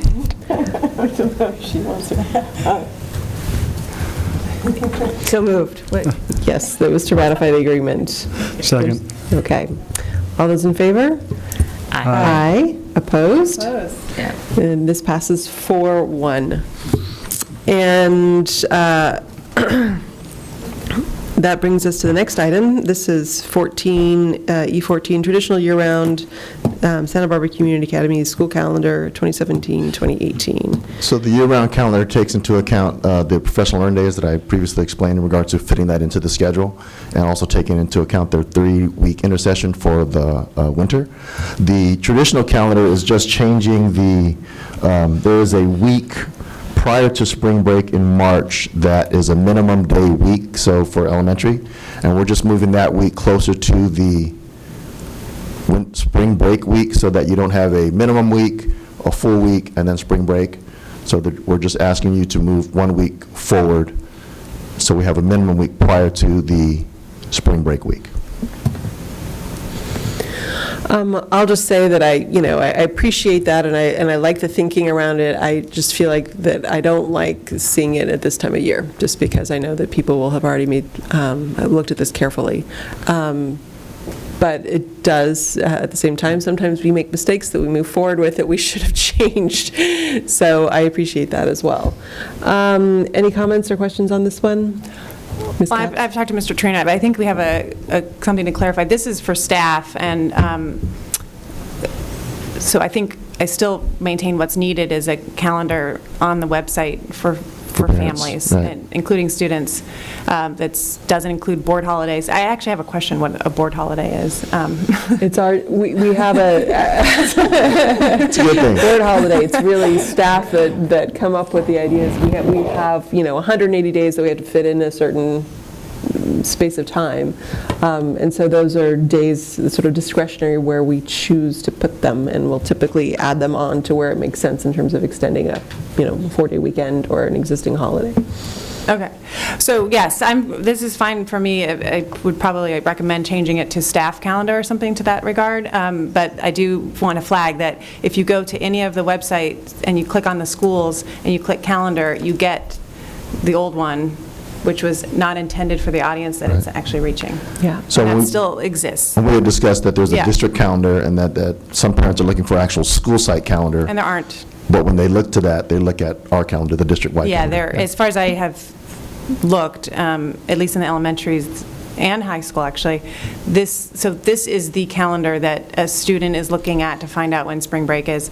And even though it's a huge improvement, it's still a lot of extraneous information that's confusing. The pink in particular, even just calling it non-student days, so I would just, maybe this is a Lauren thing, putting it on her plate, but it would be nice if it was just very clear to Parents communicate the friendly. basic information about when school starts and stops for students and their parents. I'd also just want to point out the typos with September and December on this one. It'd be great to get those fixed. I apologize for that. That's okay. Silly. Easy to do. Okay, we need a motion on this as well to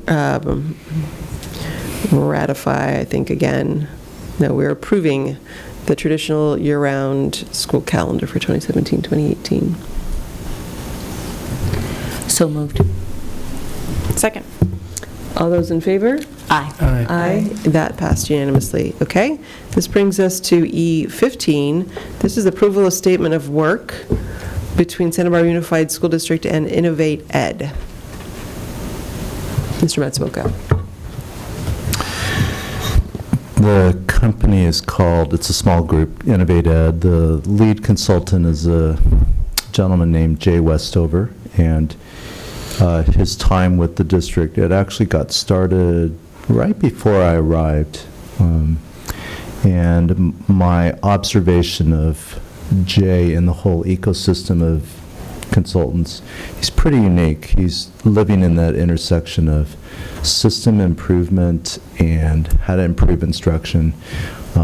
He's very, very good. We have been mindful about costs. We actually took an initial proposal and moved some hours out. We think we have found the right balance of how much time on the ground that the consultants will serve, and also what really some of us can start taking on in terms of coaching principles. So this is a proposal from Innovate Ed, and we'd welcome any questions or comments. Before I open up, can I just ask real quick, on the item on the agenda, it doesn't list the funding source. How is this paid for? This is the 30. No, this is the Innovate Ed contract. This is actually Title I. Title I. Thank you. All right. Comments and questions, Dr. Reed? Yeah, I just wondered, the cost has gone up $50,000 since last year. So I was just curious, can you explain the difference in the cost? What are we receiving for that, or why is it more? I'll open, and then I think Raul and Sean have the best perspective. The initial work was working with Cabinet primarily in helping us get some systems built. There was some work directly with principals. A key structure at the school is the school leadership team, where the coaches are starting to work with principals and lead teachers to get more site ownership of leadership. So there's a progression of growth. So as we try to push this out to the schools, especially when it starts impacting teachers, it's going to take more time because we have 18 schools. That's a lot of teams to coach.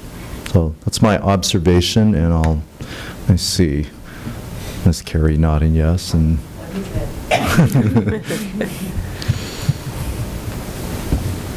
Dr. Reed? So I'm just wondering, have you a process of evaluation of the impact of this program? I mean, has it been successful? Do we have any evaluative measures going on around the work that this is doing for our systems?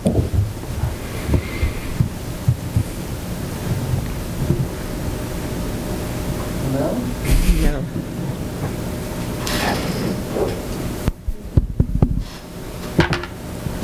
I'm looking to Dr. Ramirez just because, I don't think it's working. It was. It's working. All right. Just because I wasn't here at the ground floor of envisioning the partnership with Innovate Ed, and I don't think Mr. Matsuoka was either. But I know that I think that the breadth of the work with them, which does extend from our district leadership team, including a real focus on the Ed Services Department, and through, as Mr. Matsuoka said, through all of our principal teams, and then even to the level of each school site, is so broad that we intend and expect to see improved learner outcomes across the wide array of indicators that we would be looking at, say, on the dashboard.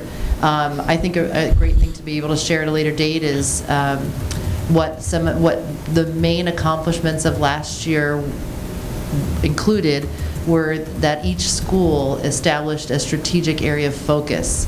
And so a lot of what's happening in year 2 and part of why it's an expanded scope of work is really taking that from a vision and kind of dialogue stage to very actionable stages. So to some degree, each, the evaluation of the efficacy of the partnership with Innovate Ed will be specific to each school site. So I guess it's a two-part answer. You know, we expect to see, we intend to see that there are improved learner outcomes across those broad metrics, and also some sort of locally defined ones that pertain to each specific school site's leadership team. Will you be sharing with us down the line a report on that, or how are we going to know the impact of these programs?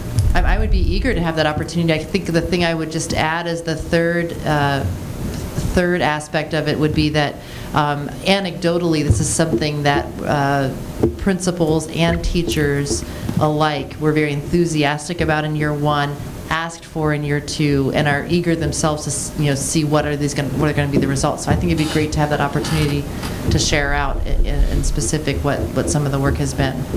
It's also something that we've invited people to kind of drop in and participate with and kind of observe. So we can also talk about how that might be helpful or beneficial. That'd be great. I'm going to offer some sort of a broad answer to this, because there are some things that are difficult to evaluate in the work of educating students. I mean, we're working on the leadership capacity of our principals, leadership capacity of teachers, and in terms of measuring, will we see a change by October, by March? I mean, these are long-term culture efforts. So I just offer that, evaluating any program in education, like, if we do this, then we will see X happen. There's like 12 factors that happen in kids' lives in schools. But I will share this, the Learning to Improve book that we passed out to the board, that was recommended by Jay Westover, and one of the things that when we come back, there are some very specific things, like what practices are going to change in the classroom affecting a kid's work on the desk. And so I think we'll have some things that we can monitor. It won't show up necessarily in student performance data quickly, but I believe we've got to start monitoring the quality of teaching and work that goes on. That is, we can, I don't know if we can count it, but we can start to measure that. And that book really drives, okay, what specifically is going to improve in terms of practices? And so I think we can start to measure that. So I appreciate that, and I've been reading the book, and I think it's a great book. Mm-hmm. I guess this is the first we really heard about it. I think you brought it up in the professional development back in March. And so just to understand maybe more what is going on, not necessarily, if it's, if over time, what are our goals? I mean, is the goal to continue this program for a number of years? Do we stop it after this year? Just to sort of have an understanding of the conceptual framework around where we're going with it. What is the plan? Mm-hmm. So maybe just getting more background around that, and what our hopes are, what our outcomes are, our goals, so that, just to have more understanding. Mm-hmm. Well, and I had to laugh because when you look at things like this, and you'll see this again and again, probably in all lines of work, but certainly education, but if you like just looking at the first sentence where it's creating a foundation for a coherent system of continuous improvement and design of whole system engagement in the year-long coherence-making process, it actually hasn't really said much. And so it becomes like, what is going on? And so it can be kind of comical, but it's kind of classic. What you were looking at. And yeah, so it's I think it's just a needing ultimately, and this is not going to be the only case where it's going to happen again and again, because we will see things like this, like what are they actually doing? And they're doing something wonderful, but you cannot tell from that document. And so if we get a chance to actually see it in action and understand where it's going, I think that's just a nice opportunity for us. So that's great. Okay, we do need action on this one. To approve the statement of work between Santa Barbara Unified School District and Innovate Ed. I will point out again that it is Title I federal restricted money. This is not coming from our general fund to pay for it. Yeah. I move to approve the approval of statement of work between Santa Barbara Unified School District and Innovate Ed. Second. All those in favor? Aye. Aye. Passes unanimously. And then we have the 2016, this is our, sorry, 2016, I can do this, E16, I'm not meant to function this late at night. Adoption of Resolution 2016-17-45, the Educational Protection Account, EPA, and approval of the spending plan for the state EPA funds to be received in fiscal year 2017-2018. I assume this is you, Ms. Chate. That's correct. I was just listening to what you were saying, and you told exactly what I need to have done, approval of this.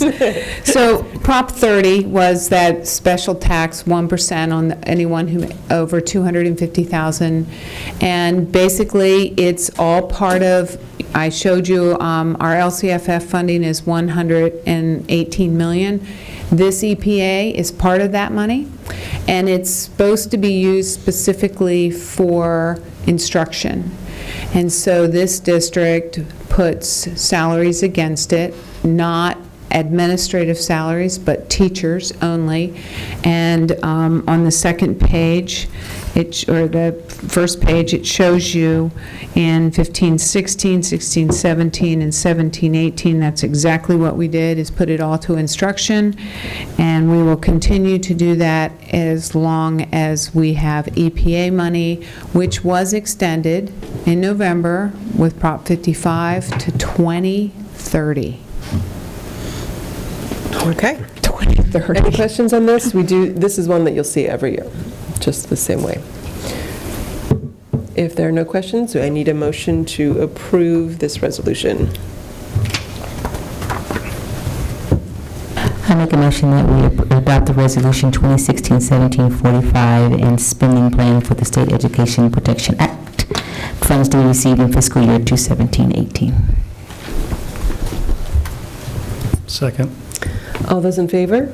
Aye. And that passes unanimously. Thank you. Bringing us to item E17, approval of Aruba annual support renewal. Mr. Rickman. Good evening. I was going to finally. Yeah, I want to apologize. I was going to use this as an opportunity. In July, my department starts to renew a lot of things that are big ticket items, and I thought it would be a great opportunity to kind of inform the board so you guys know what we. I didn't want this just to come across your desk and be what is this big ticket item. So I was going to use this time to do some education, but I think I'm tired, you're tired. Do you guys have any questions about this? This is our renewal for all of our switching hardware, our access points, our controllers. I'm sorry, I'm tired. So we'll be just seeing similar stuff? Yeah, yes. Yeah. Okay. Yes, you will be. I was going to try to, like I said. Yeah, this is probably, I would guess, one of the lesser amounts that we see. Okay. Yep. So expect bigger ones. Any questions for Mr. Rickman on this? Okay. I do need a motion to approve this Aruba annual support renewal. So moved. Second. All those in favor? Aye. And that passes unanimously. Can I ask a quick question of the board? Yes. Is it okay if these generally just go on consent? I'll just continue to put them on consent, and if there's an issue, you guys have questions, you can just pull them. Okay. Yep. All right, great. I can just say, if knowing that they're going on consent, can you give us a little bit more background? Because I was just of understanding it, just being new. Yeah, that's fine to be on that's consent, why I put it on action, because I thought I could do that. but okay. Yeah, for just sure. written, though, Yeah. you know, just a paragraph that explains it. Absolutely. All right, thank you. Thank you.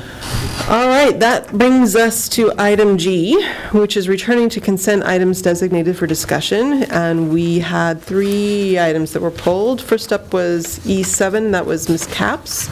Approval of memorandum of understanding between Santa Barbara Unified School District and the Trade Art Foundation Tiny Homes Program. And Ms. Carey, I think you're our resource on this. Yeah, I'll make this quick. I'm part of the Women's Fund, and I voted for this funding privately, and I might be misremembering it, but I thought it was so that there was no cost to the district.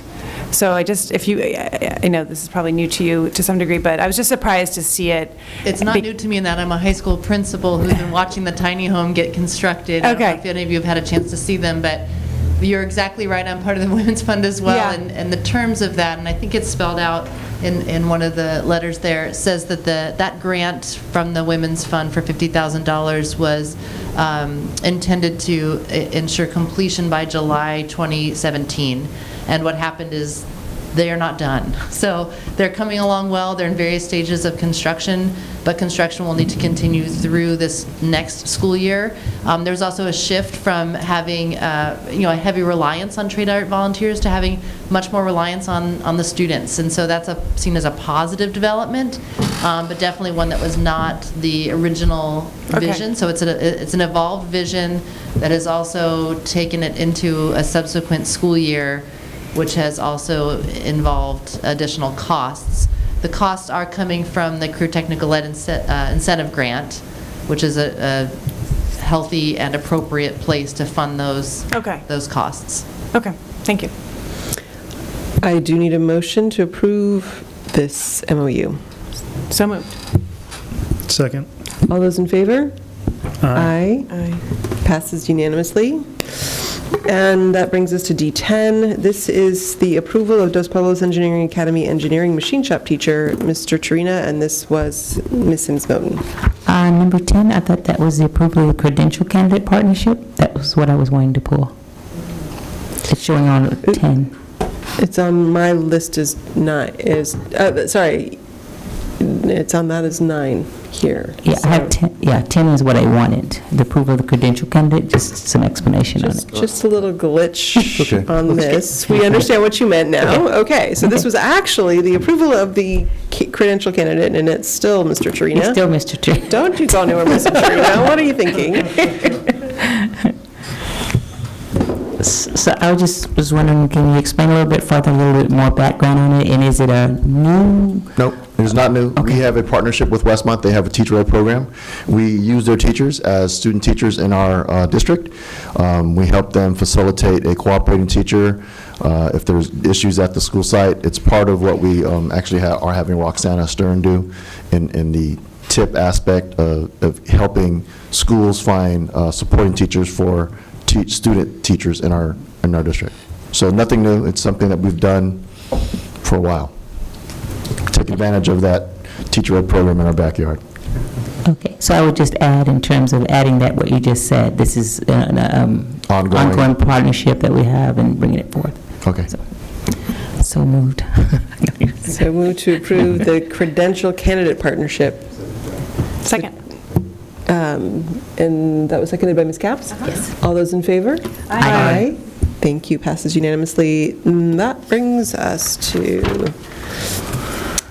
D15, I can do this. Yes, you can. And this is here as the approval of facility use agreement with Hope Church for use of the theater at Lacumba Junior High School. Mr. Hatyonk and Ms. Sims-Moten. Okay, thank you.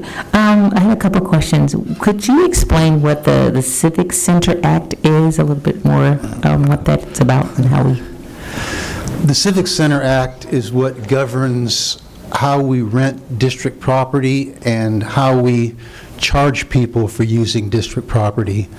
On the district website, there is an administrative or a board policy administrative regulation, I believe it's 1330. And then on our website, we have a Civic Center application that people fill out, and we also have a rate sheet on there so they know, depending on what category they fall under, how much they will be charged. Churches, nonprofit religious groups are charged at the direct fee rate per the Civic Center Act. And it is legislation.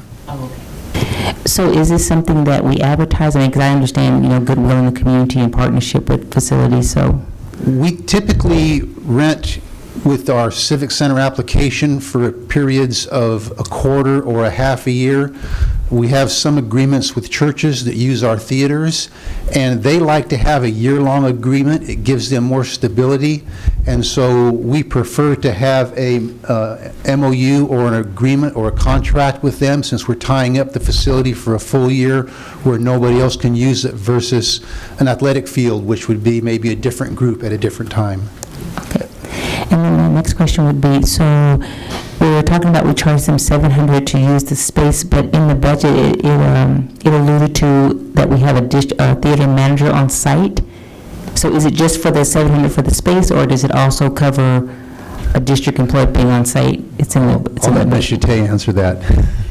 So a couple years back, we decided to, let me go back. So the Civic Center rules are the money that you make off the community pays for using the Civic Center, the facilities. Sorry, it's been a long day.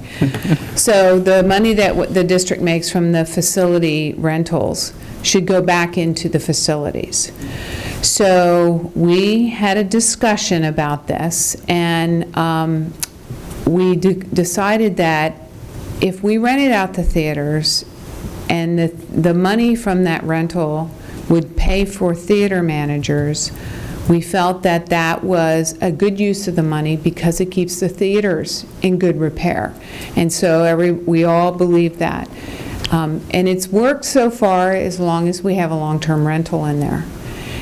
Some of our sites don't, so we're having to absorb or share a theater manager.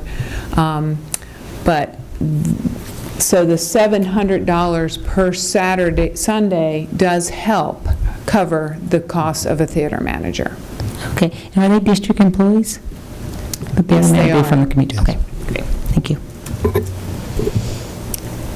So moved. Okay. She has moved approval of this facility use agreement with the Hope Church for the use of the theater at La Cumbre Junior High School. And is there a second? Second. All those in favor? Aye. Passes unanimously. Great. And we are now at coming events. Ms. Parker, since technically D10 was the item pulled before, do you want to officially reapprove it? I think that that's actually a very good idea, Mr. Rouse. So let's do that super quickly, because I had pulled, the print edition is a different number, and so when I spoke about D10 earlier, I did say that it was about the Dos Pueblos Engineering Academy, and I verbally pulled that one. So I'm going to go ahead and move approval of the Dos Pueblos Engineering Academy Engineering Machine Shop Teacher, and I need a second. Second. All those in favor? Aye. And that passes unanimously. So good call on that, Mr. Rouse. Let's bring us to H, coming events.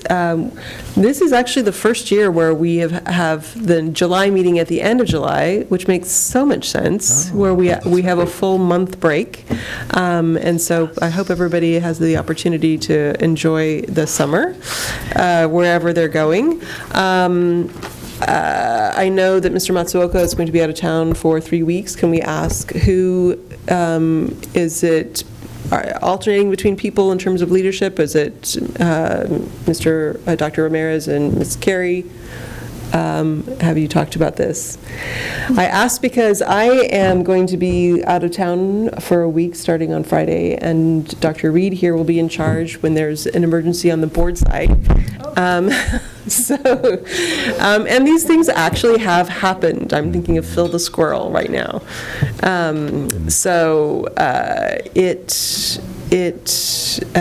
It would be great to have that communicated before Mr. Matsuoka leaves, so that Dr. Reed knows who she would be liaising with if there's a problem. We will huddle right after the board meeting's Okay. done, looking at our vacation schedule. And, but it should be otherwise pretty quiet. Any other plans in terms of school stuff going on this summer? And future agenda items? The people that have made requests, are hoping that that'll be on July and then August. And then our next meeting is Tuesday, July 25th. And if there's no objection from the board at this point, I'm going to go ahead and close the meeting.